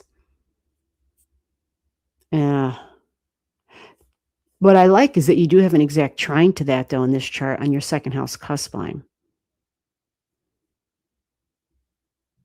And you even have, what do you have here? Is she the lowest object? Nope, you have something at 4. Let me see what we got here. Focused on a goal, reacting, protecting property and space. Okay. All right, so this is June 29th. This is at the end of the month. You're going to have Mercury, the writer of contracts and agreements, and connecting to your 2nd house cusp line. So that's a positive. You will have Neptune, though, sitting right there in your Hercules. This can be strong spiritual energy, but also additional strong energy is if we're signing contracts for companies, corporations, institutional energy. Yeah, you got the Scorpio up at the midheaven. And you have Jupiter in this chart. It's trining beautifully with Nefertiti and in your midheaven. So with that said, I would say this is good. But just remember something might switch up because of the Mercury retrograde. That's tricky. Right.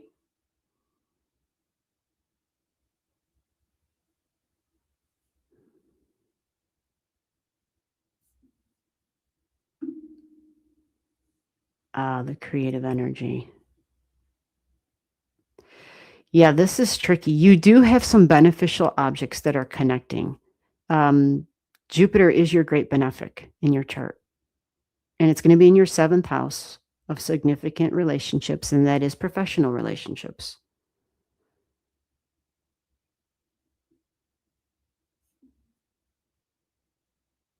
Yeah, I think that's super beneficial. And that actually, how far off is this? Ooh, you're cutting it close, huh? Yeah. But in this chart, the Jupiter looks like it's going to pull through for you. Just remember, though, there is like an X factor involved in this because of the Mercury retrograde, but it is in relationships and contract energy. So what I'm looking at, though, doesn't it's not necessarily it can be long-term stuff, though, because it will trine your midheaven. So there is a lot of strength there for that. But because you have, let me get rid of this, because you have, at least in this chart, because you have Uranus connected here, it's like always there's a thirst for something different, new, and exciting at that midheaven, right? It's always a switch up. It's always going to be a change up. So this is tricky, extremely tricky. It's living on the edge. This is what it is. It's living on the edge, living on by the seat of my pants type of energy. So if you like that sort of thing, then perfect. But connected to your long-term goals, this is I want to be my own boss energy, and that's what makes it so tricky too. Especially if we're not, we don't want to bend to somebody else's rules. And Scorpio absolutely doesn't want to bend to anybody else's rules. That's for damn sure. You have Pluto at 3 degrees as well in relationships. Also in contracts, by the way. And your Jupiter's at 11, so it's a surprise. It's at a Uranus degree, might be a last minute, a shock and a surprise. And so this is why I feel like, based on just what I've looked at here today, this can be positive, but I just got to make sure that you're aware of the risk, of the percentage. I would say, I would put it like if I had to give a number, I'd do like a 40%, maybe 45% because of that Mercury retrograde, because it's going over your North Node. It's going over partnerships. It's going all the way back into your 6th house and then going back into the 7th house of contracts. You follow? So it's going back and forth. And Mercury's fickle. In this chart, it goes in Cancer and in Gemini. And Mercury can be fickle. It can be impulsive in Gemini energy and moving too fast or not getting all the details straight. But because Jupiter in your chart, your great benefic, is in significant one-on-one relationships, I think I'm riding on that to override. Time will tell. You even have your sun in Saggy, Jupiter energy, in the 12th house. In the 12th. So it's almost like invisible support from beyond, but strong creative energy. Strong creative energy. So I hope this has helped. Thirst for something new and exciting. That's called ADHD. Yeah, sure. Absolutely. Absolutely. Absolutely. I hope does that make sense for you?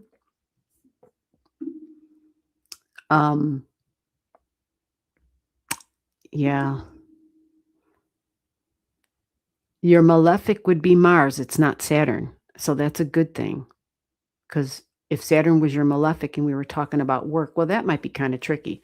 But Mars being your malefic would mean, the actions that you take, things that you're super impulsive on, your physical body. So it's not, your Saturn is a smart Saturn. It's in Virgo. Of course, the details are unreal there. I'm just saying. The details are unreal. But yeah, you have Saturn and I like the position that it's in. Again, a lot of strong creative energy. Off the chart creativity with this.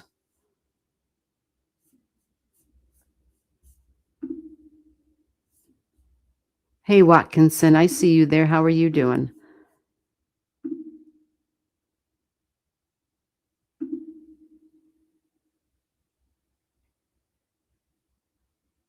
Yeah, so Jupiter can connect. You should hear something, because like I said, Jupiter in this chart is at 4. Your midheaven is at 6. You've got objects. There's one last thing I can check really quickly for you. Let me see. 2020, the sun in Leo. Okay, the sun is perfected this year for you. So your Leo energy. Oh, it said that your great benefic produced in April of 2026 this year. Is that true? So now we're in June. Saturn comes up, but July, Jupiter comes back onto the scene again for you. Pisces energy. Oh, okay. Well, there you go.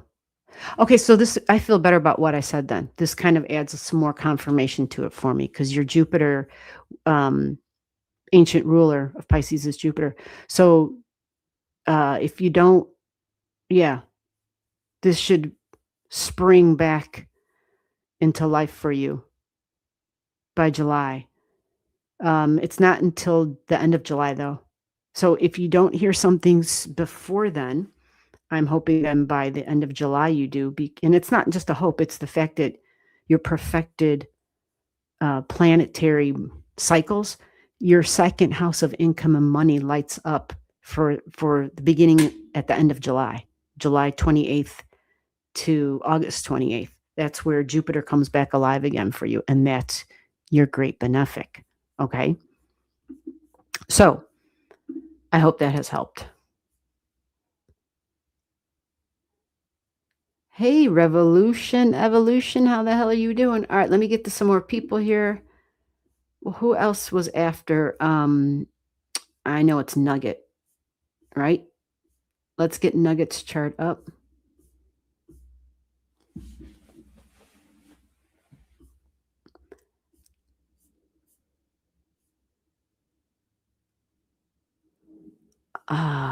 Nugget, are you still here? Oh, I see Laura Wolf put her digits in. Thank you. All right, so what we're going to do, if I don't get to the rest of these charts here today, let me know if you want me to do this tomorrow. Like, I guess what I'm saying, yeah, for the person that wants to be added, yeah, get your digits in, get them on the screen, get your stuff, your birth digits down there. And then what we can do is we can take the spillover and pick it up tomorrow. Oh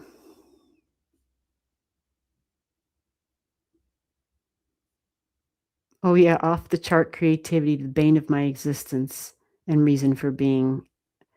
Yeah, I could, yeah. And the uniqueness is quite important for you in your chart. Been without steady pay for a while. Ah, Lord. Writing for children. Okay, good. Looking for, yeah, the starving artist shit. I understand. All right, so did Nugget is here. Yeah, Nugget, you're up. Let's get you in. Let me get your digits back on here so I can draw your chart up. Let me find your your digits.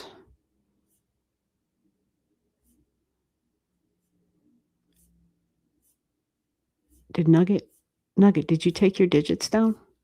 Oh, Nugget, I might need to have your, I know this sounds crazy, but the live stream went down.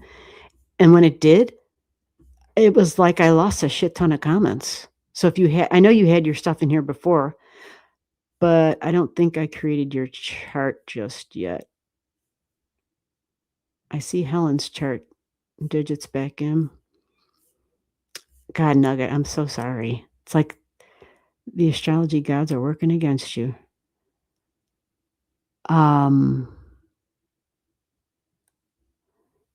Okay, Nugget, thank you so much.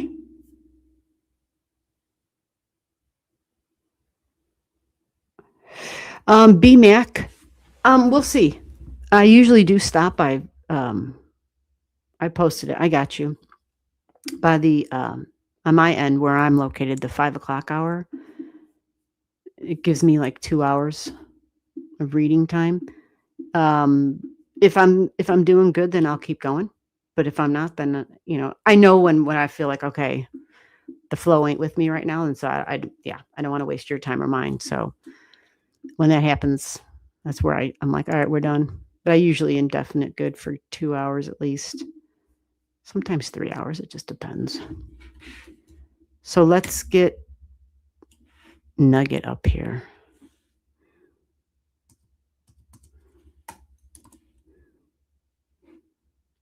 Mr. Reborn, before I forget, thank you for the channel gift. I think I said thank you, but just let me say that again. Thank you for the channel gift. All right, so we have a November 30th, 1989. Oh, do I know how to spell November? Yeah. I just didn't put the space in there. And 8:15 p.m.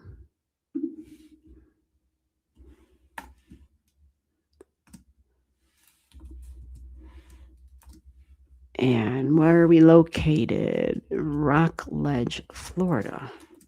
Is that what that is? Rockledge? Oh.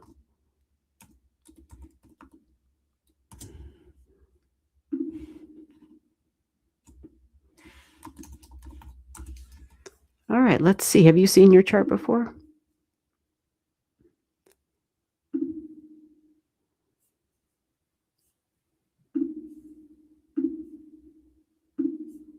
Let's get this up here. Finally. Okay, I have November 30th, 1989, 8:15 p.m. Rockledge, Florida. Cancer rising. 18 degrees and 59 minutes. Your moon sign, 8 degrees of Capricorn. Okay. Mars in Scorpio, Pluto in Scorpio, Juno in Scorpio. Look at all the Scorpio. Ooh, this is tricky. Pluto at 16, Pandora's box at 17, Mars at 18. Ooh, this is in the 5th house of romance. Tricky.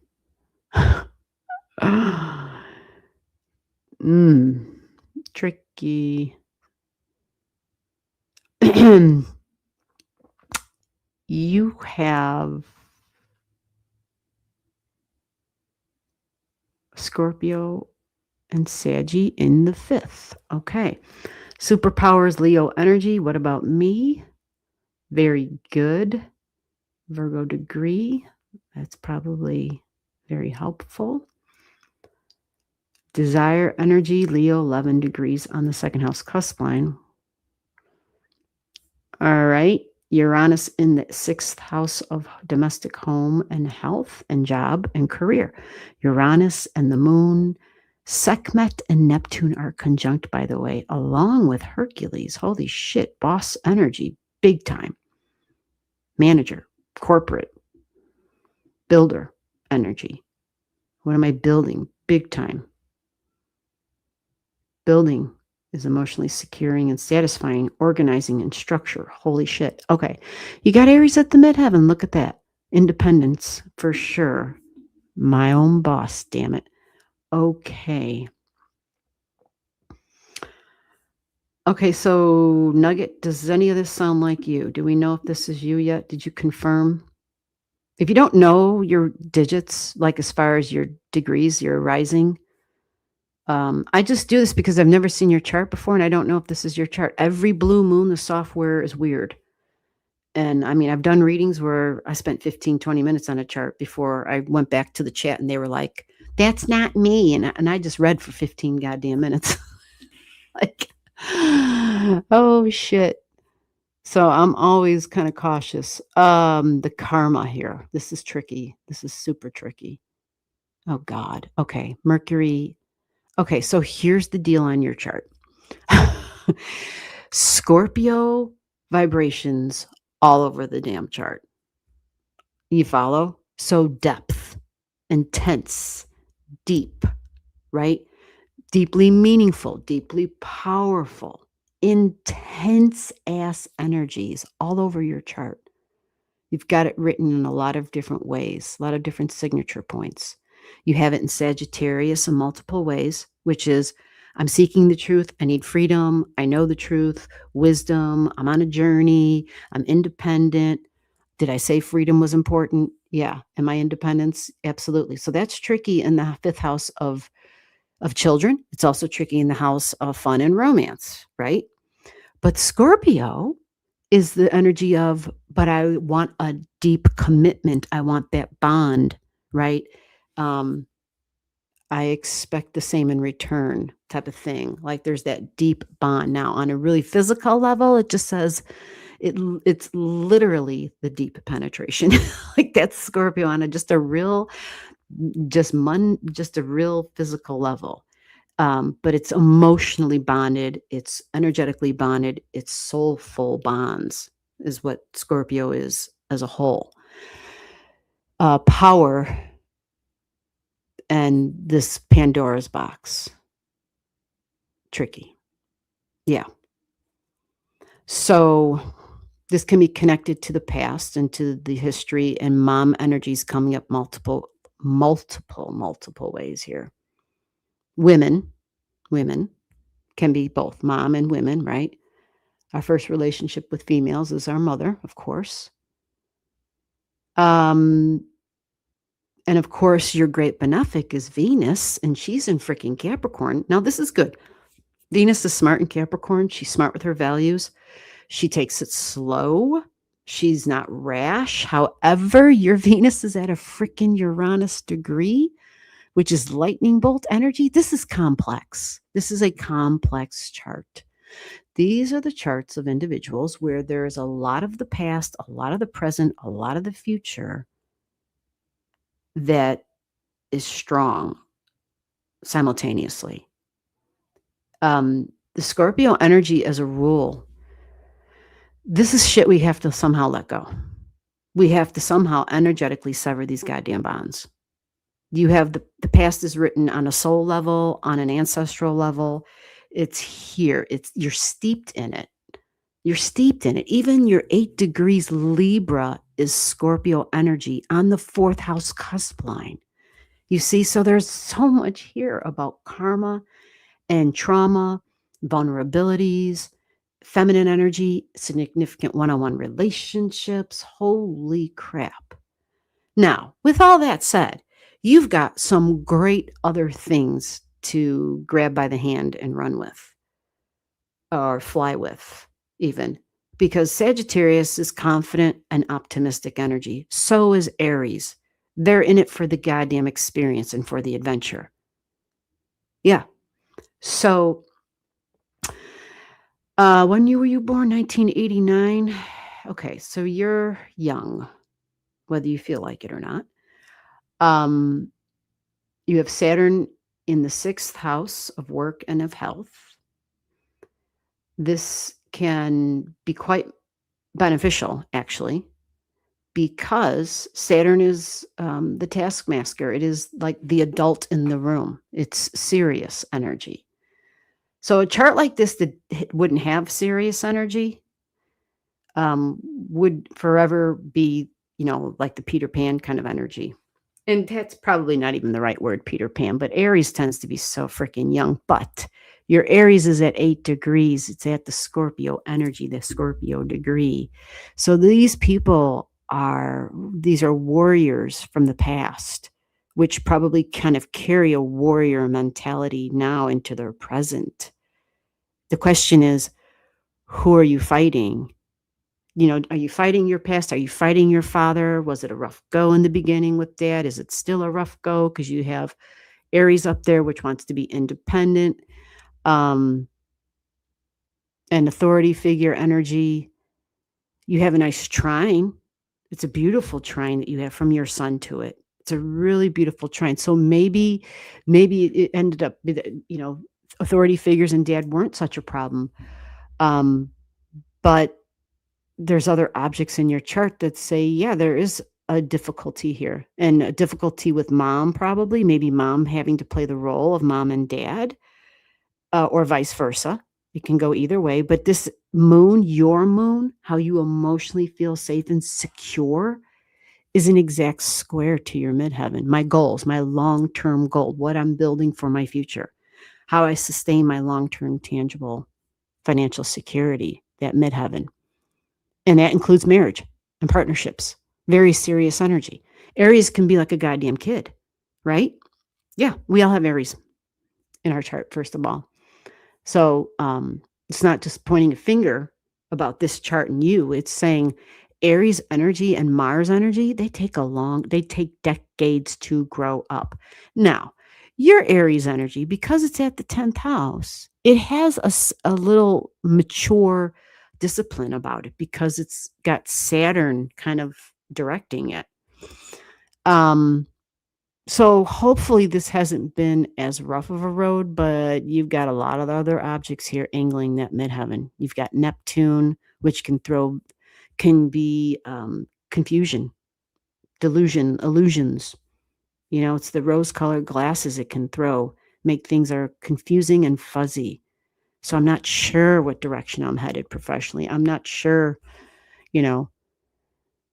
about what I want to do, but it might just be that, yeah, it might just be the confliction with home and family and responsibility and work and duty and all that crap from the past.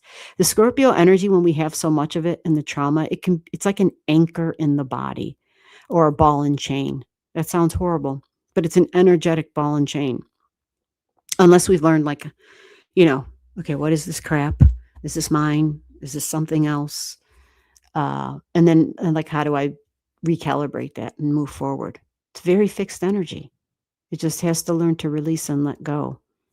I know it's hard. So with that said, your great benefic is Venus. I already mentioned her, but she is your great benefic, and she is connected to the long-term goals. And she's smart here in Capricorn. She is in the house of bonded energy, though, like deeply bonded, committed relationships. And it is connected to masculine energy. So boss energy and jobs, feminine energy. Yeah, this can create some tricky scenarios for you. You have a nice trine. You have a strong earth trine with this Venus, but Elgo is part of it. And Horus, Egyptian sky god, associated with war and hunting. Ooh. You already had enough Scorpio energy as it was. You have this in the 11th house. Wow. So Venus, Horus, and you have this symbol down here in Virgo in the 3rd house of my thoughts and communication and thinking. Tons of details with Virgo in the 3rd. Holy shit. Lots of details, right? Lots of details. Meticulous, but striving for perfection. That would be tricky. This is trining America. This is a symbol for America, or named after because of the country. And it talks about identifying strongly with a group or a culture or a way of life that justifies behavior. America, strongly focused on business and corporate dealings and finances. America. You have it in the 3rd house of business, by the way. So your Venus is a smart Venus in the 8th house of our money and finances, corporations, government. You have this in a nice trine here. Holy shit. So it looks to me that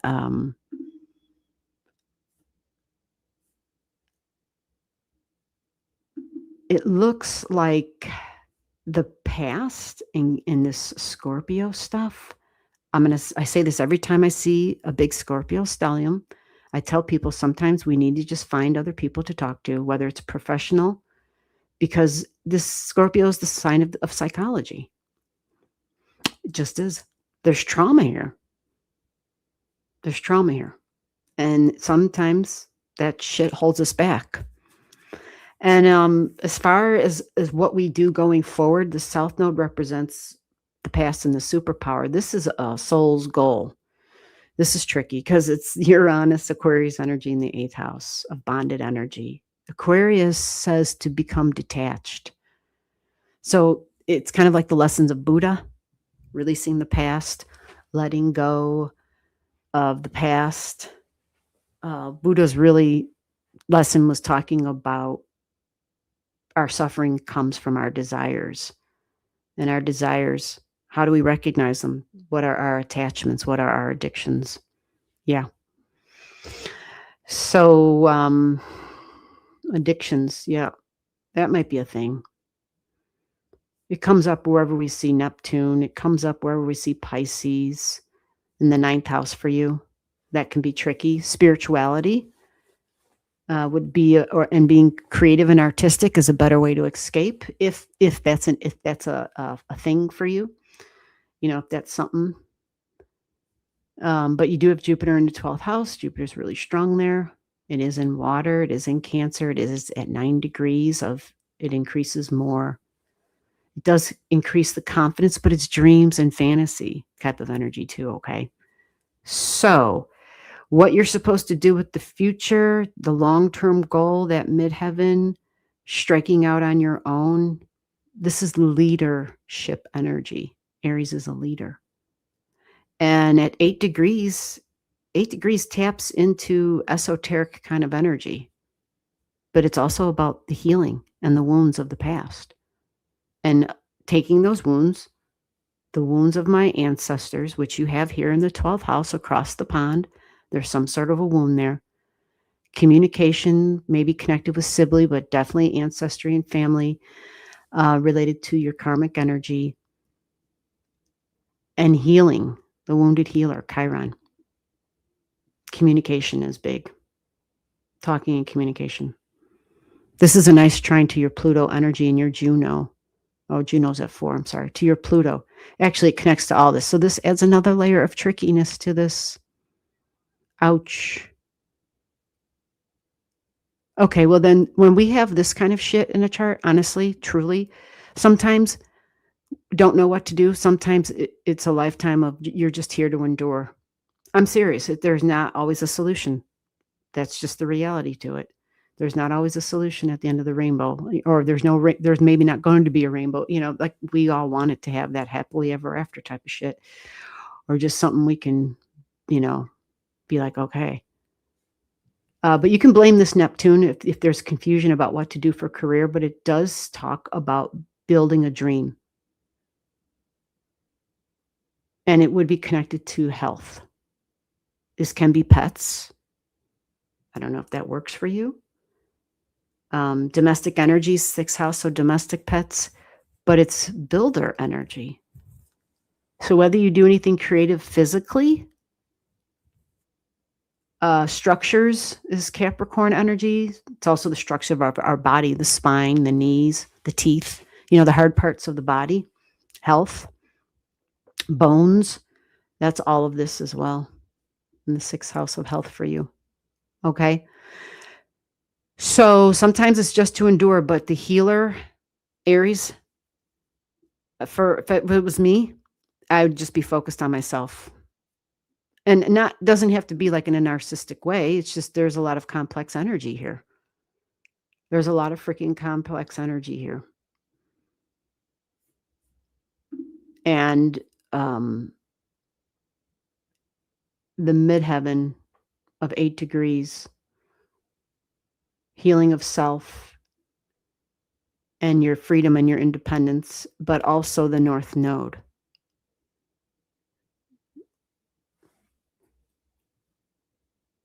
That's also a Virgo degree. It also talks about the health. So this tells me that your physical body, your health, friendships and group energy, the ability to work within maybe social systems and group energy.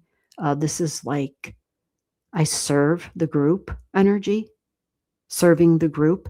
So I don't know how you feel about that, but that leadership role you have for your midheaven, and then being able to serve the group in some way.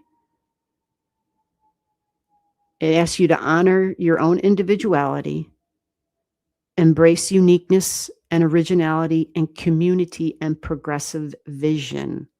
That's what your North Node wants you to do. That's your soul's goal.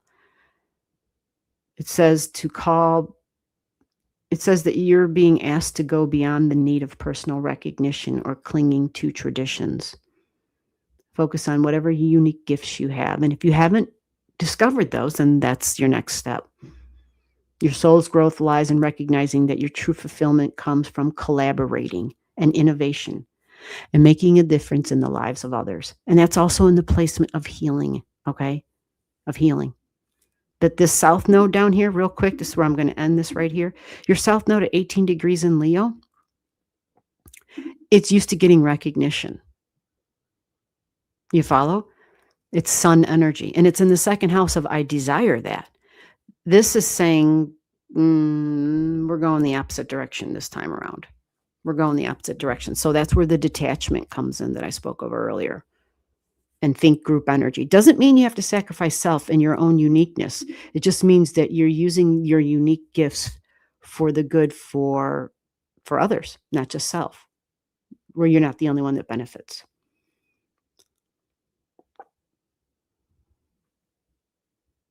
Oh, good. All right, I'm just getting over to here to see your comment. Okay, great. Lots and lots. Okay. No idea what to do with my career. I've always wanted to get, okay. And yeah. Yeah. Yeah.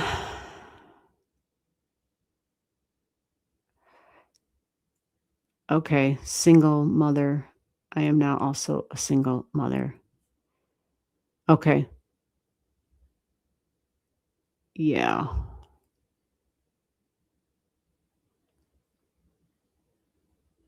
Okay. All right. Well, I hope this made sense for you. I've been isolating a lot lately, just focusing on myself and focusing on goals. Oh, good for you. Good for you. Very good. Thank you for having so much patience and waiting. And I appreciate it. All right. So we got 509.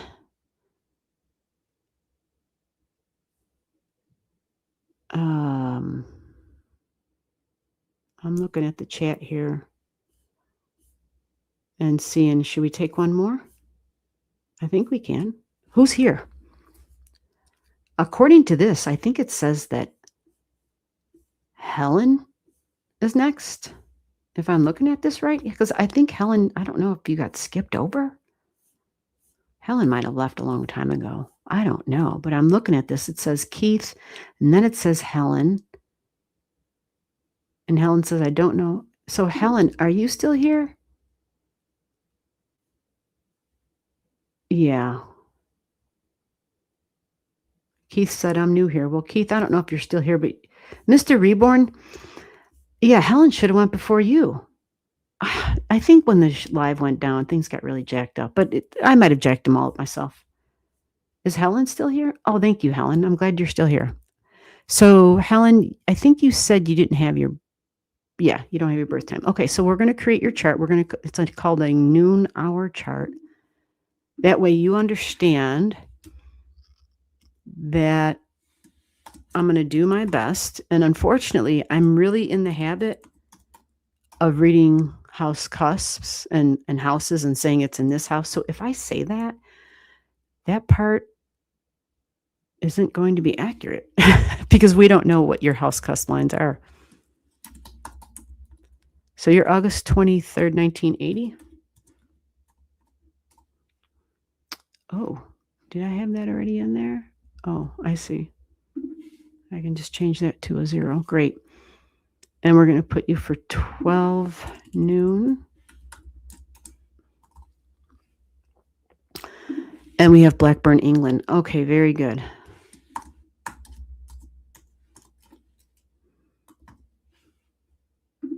Okay.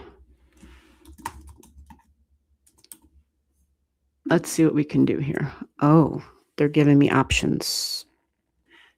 I'm going to read these off. I don't know why there's so many options all of a sudden.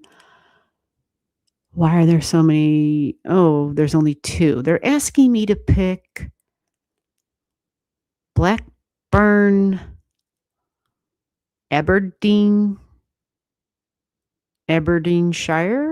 Aberdeen, whatever, or Blackburn, Lancashire. Ah, I had no idea. Let's see what you say. Or which one do you think is closest? Lancashire. Thank you. Okay.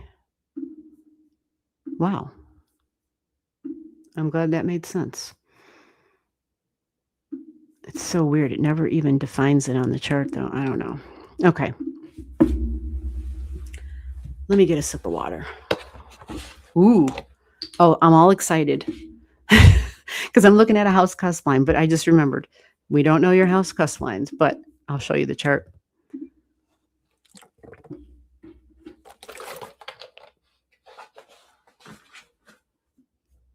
So this is saying,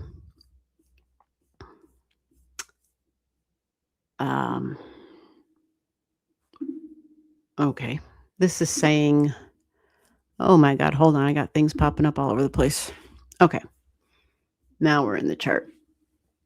All right. So this gives you August 23rd. So let me double check those digits. August 23rd, 1980.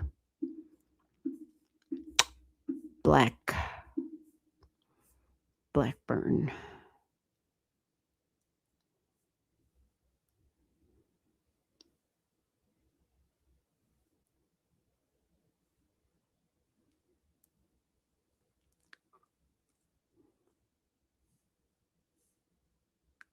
Yeah, that's right.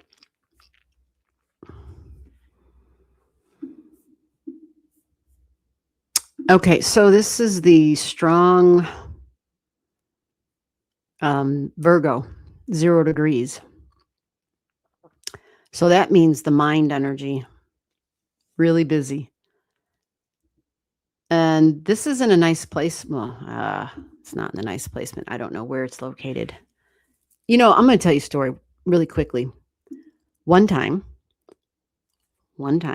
person came on and said, I don't know my birth time. I said, okay, we'll do the same thing, right? We'll create a new hour chart. Gave him a reading. Like 6 months went by. And the person came back and they said, I want another reading. And I said, okay. And so I start reading their chart and it says 12 p.m. on it. And it's been so long, I don't remember that it's a chart that I didn't know the birth time on. So I'm reading it. And the person says, yeah,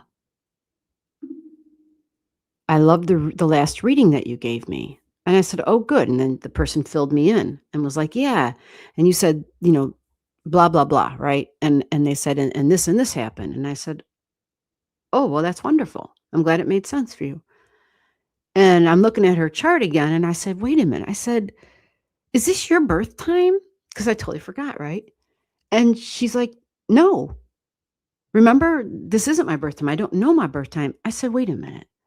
So it's not your birth time, but it's 6 months later and you're coming back and you want me to look at it again. She's like, yeah. And I said, so how are we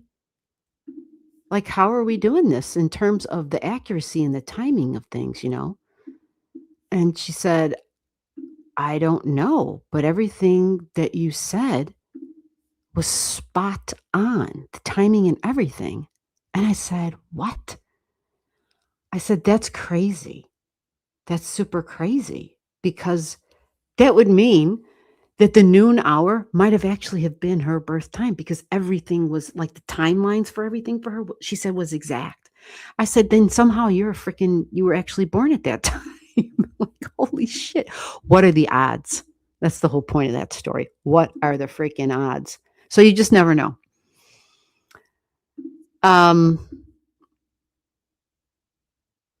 Okay, so we can't do that because I'm not really sure. Okay, Moon in Capricorn, this tells us. So this means you're super focused on stability. Material, tangible security is going to be real important. Anything that's devoted to like the long-term commitment, that's going to be big for you. That's what gives you emotional satisfaction. That's what makes you feel secure and safe inside. Tradition, tried, true, and tested. Things that are that there's a strong familiarity around. Now, with that said, let me see some other objects. Oh my God.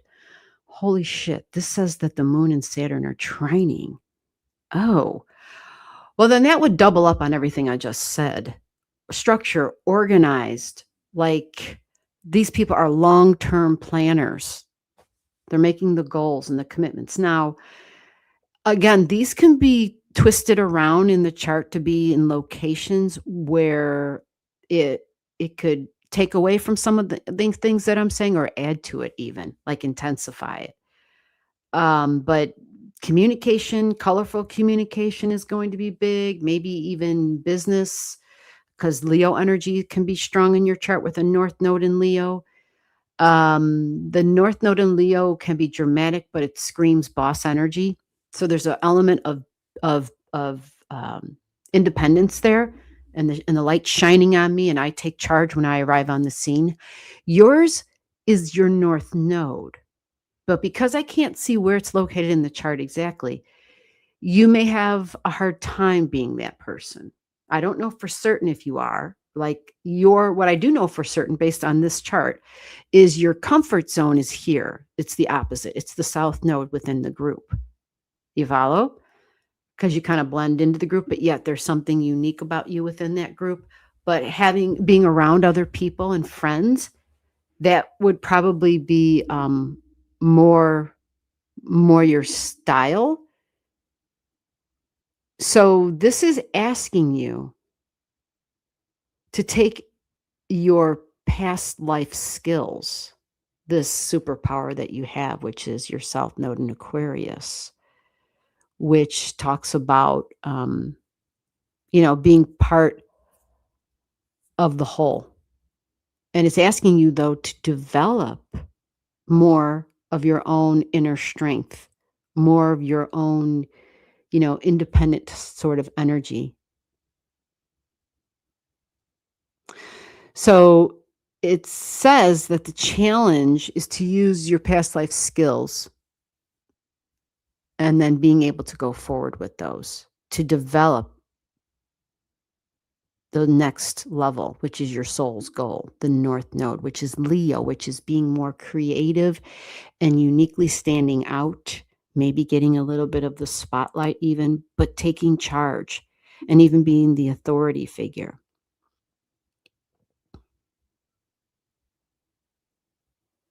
Inner strength is a big one.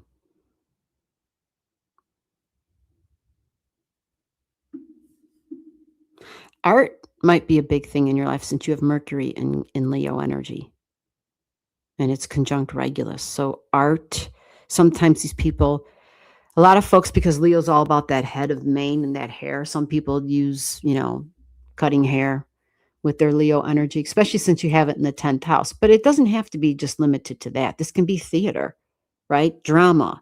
I mean, when we think of a vocation connected to Leo energy, since they're very colorful, this has to do like with costume energy, but performance energy too.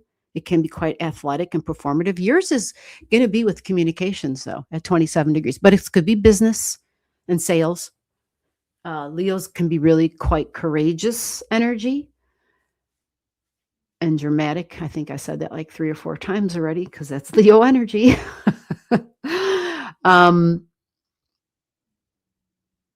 So yeah, your superpower was working within the group. And now it's time to take a solo role.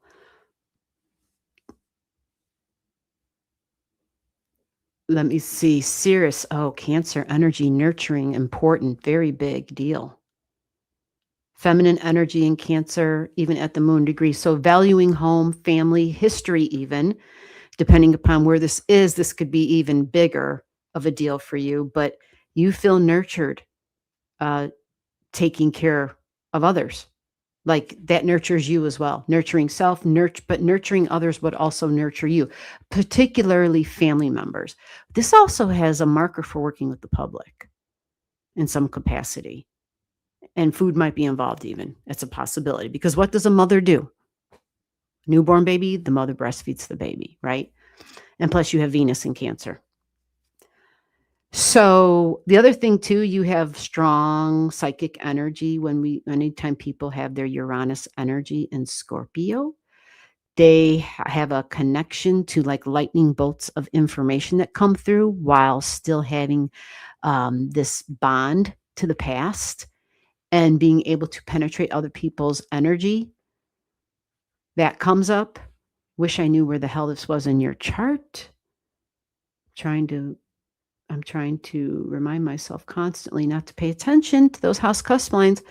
So yeah, meticulous Virgo energy. You have Jupiter and Virgo. Is never going to be enough details for you. And it's kind of like, think when I see all the strong Virgo, it reminds me Michael Jackson and the way he was in his creations. He had a lot of strong Leo energy in his chart too. But it was the perfection of Virgo that pushed him. Well, that wasn't the only thing. I mean, I've looked at his chart quite a bit because, yeah, like a Michael Jackson freak. But he had his Saturn energy like sitting right up there in his midheaven. And he had a Saturn degree even. So even though he was pushed very hard to work even harder and to do it again and again and again until it was perfect. And what the hell did perfect look like, right? Saturn in Virgo, like you have, is definitely going to be focused. These are people who can be the bosses. These are people who can handle duty and responsibility. These are people who can be, and it's with the mundane stuff. It doesn't have to be flashy, which is funny because it's kind of opposite of Leo energy. But this can be energy where I'm servicing somebody one-on-one. As far as these can be nurses, home healthcare aides. This can be the service industry in general, right? Virgo likes the earth. It's going to like food and it likes tools. These are gardeners type of energy. These are people who like to pick things too. This would be harvesting energy. But Virgo's very crafty as well. I think Virgo energy is really important because it's also our health and our well-being. So having Jupiter there, having the sun there, sun is what gives you your vitality. It's what makes you feel, it's your battery, literally, when we have to recharge and plug in.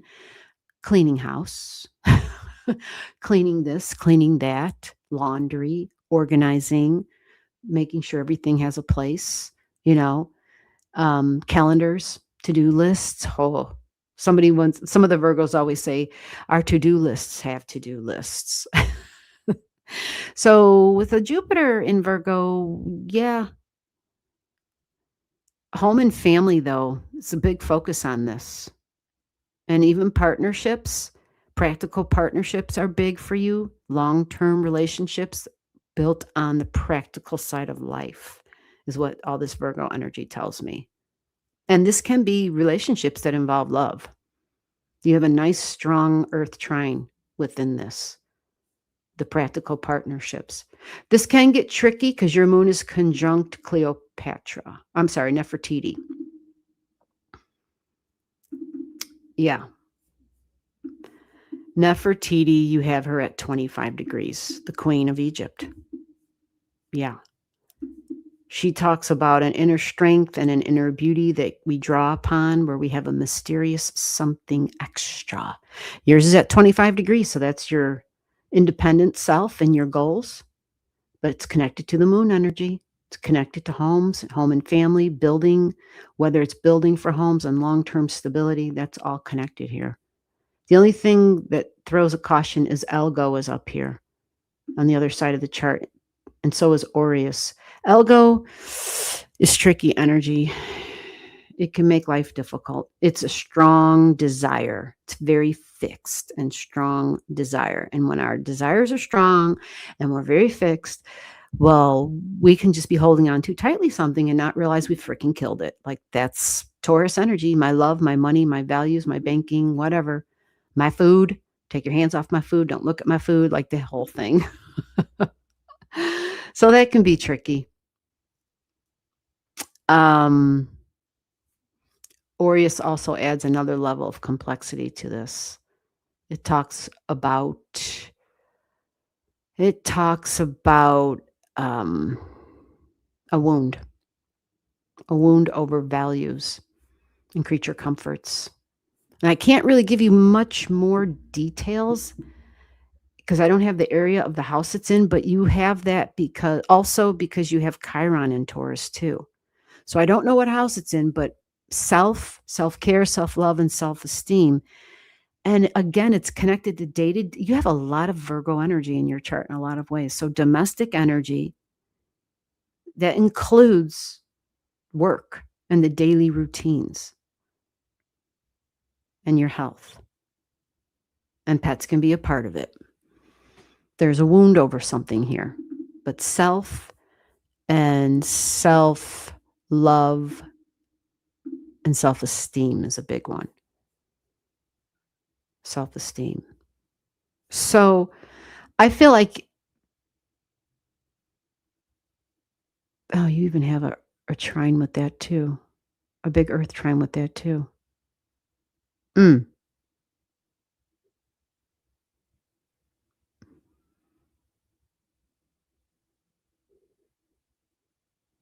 I keep looking at house cusp lines. I have to stop. Your chart doesn't have house cusp lines. All right, Helen. So I hoped in some way that this has made sense for you. I hope it sounds like your chart. All that Virgo energy, if this was you, this should have jumped out. Your Mercury in Leo, other than data and information and communication and vocals and voice and speaking and sales, it can also be fun energy, comedy, laughter, right? I want entertainment. I want to learn about entertainment, entertainers, people who work in that field, but using the voice, but even writing, right? This can be writing, Leo energy. Okay. So with that said, I hope that helped, Helen. You're welcome to come back. I did save that. And then, if you ever get your birth time and I've got your chart, always come back and let me know, and we could always adjust the chart.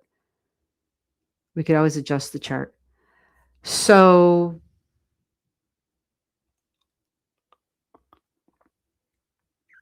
I have many to-do lists. Oh, yeah, well, that's what the Virgos tell me.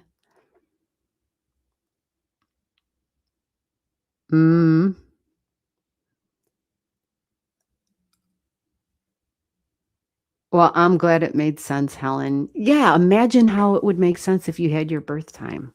Imagine that, right? It would really stack up. Hey, Tim, how the hell are you doing? I see you. We are about to end. What timing? So listen, if there are folks here who are in the chat and didn't get your chart looked at, and I know there's a few names here that I haven't seen before, and I see birth digits, we'll try to do this again tomorrow. Okay. To catch up on you guys. We can try to do this again tomorrow. If I don't get it done tomorrow, I won't be able to do it on the weekend. Shit. I got the private live Saturday night. I have another thing during the day. So we'll try to get this. And if I don't get it done tomorrow, it just depends. We have no rain today. We're supposed to have rain. Like when it starts downpour like a monsoon, the freaking internet, it sucks. It sucks. So it might be contingent on that too. So we'll just have to wait and see, but I'll try to come up again, and I'm here every week. Okay. So come on back again. If I didn't get to you, you could always send me an email. I have folks who send me emails and I get their digits. I create their charts, and I don't know what happens to them. They just they never come back. And I'm like, all right, I think, they just go somewhere else, or life gets busy. But if you can send me an email and let me know that you'll be back, I'll get your chart into the system ahead of time. And that saves a lot of time. That way people are not sitting here waiting as I'm drawing charts up. They're already drawn up. Okay. So the email's running across the bottom of the screen. I think I said screen. And I am grateful for everybody who sent a channel gift to the channel. Thank you so much. I appreciate it.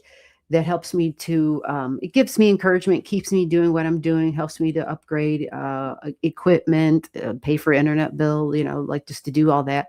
And it also helps me to help others who don't have the money, to get a reading of any kind, and they can only get a speed reading. That's what it's really all about, is helping each other. Like, that's the least we can do. That's the very least we can do, especially in this way, right? It's a non-committed form of helping. Just like, hey, I'm here, it works, let's do it, And that's what I'm doing. That's what I'm trying to do. So I hope that y'all get that and it makes sense to you. And we'll see you again the next time. And Tim, good to see you, friend. Yep. You take care. All right, folks. I'll see you. Bye-bye.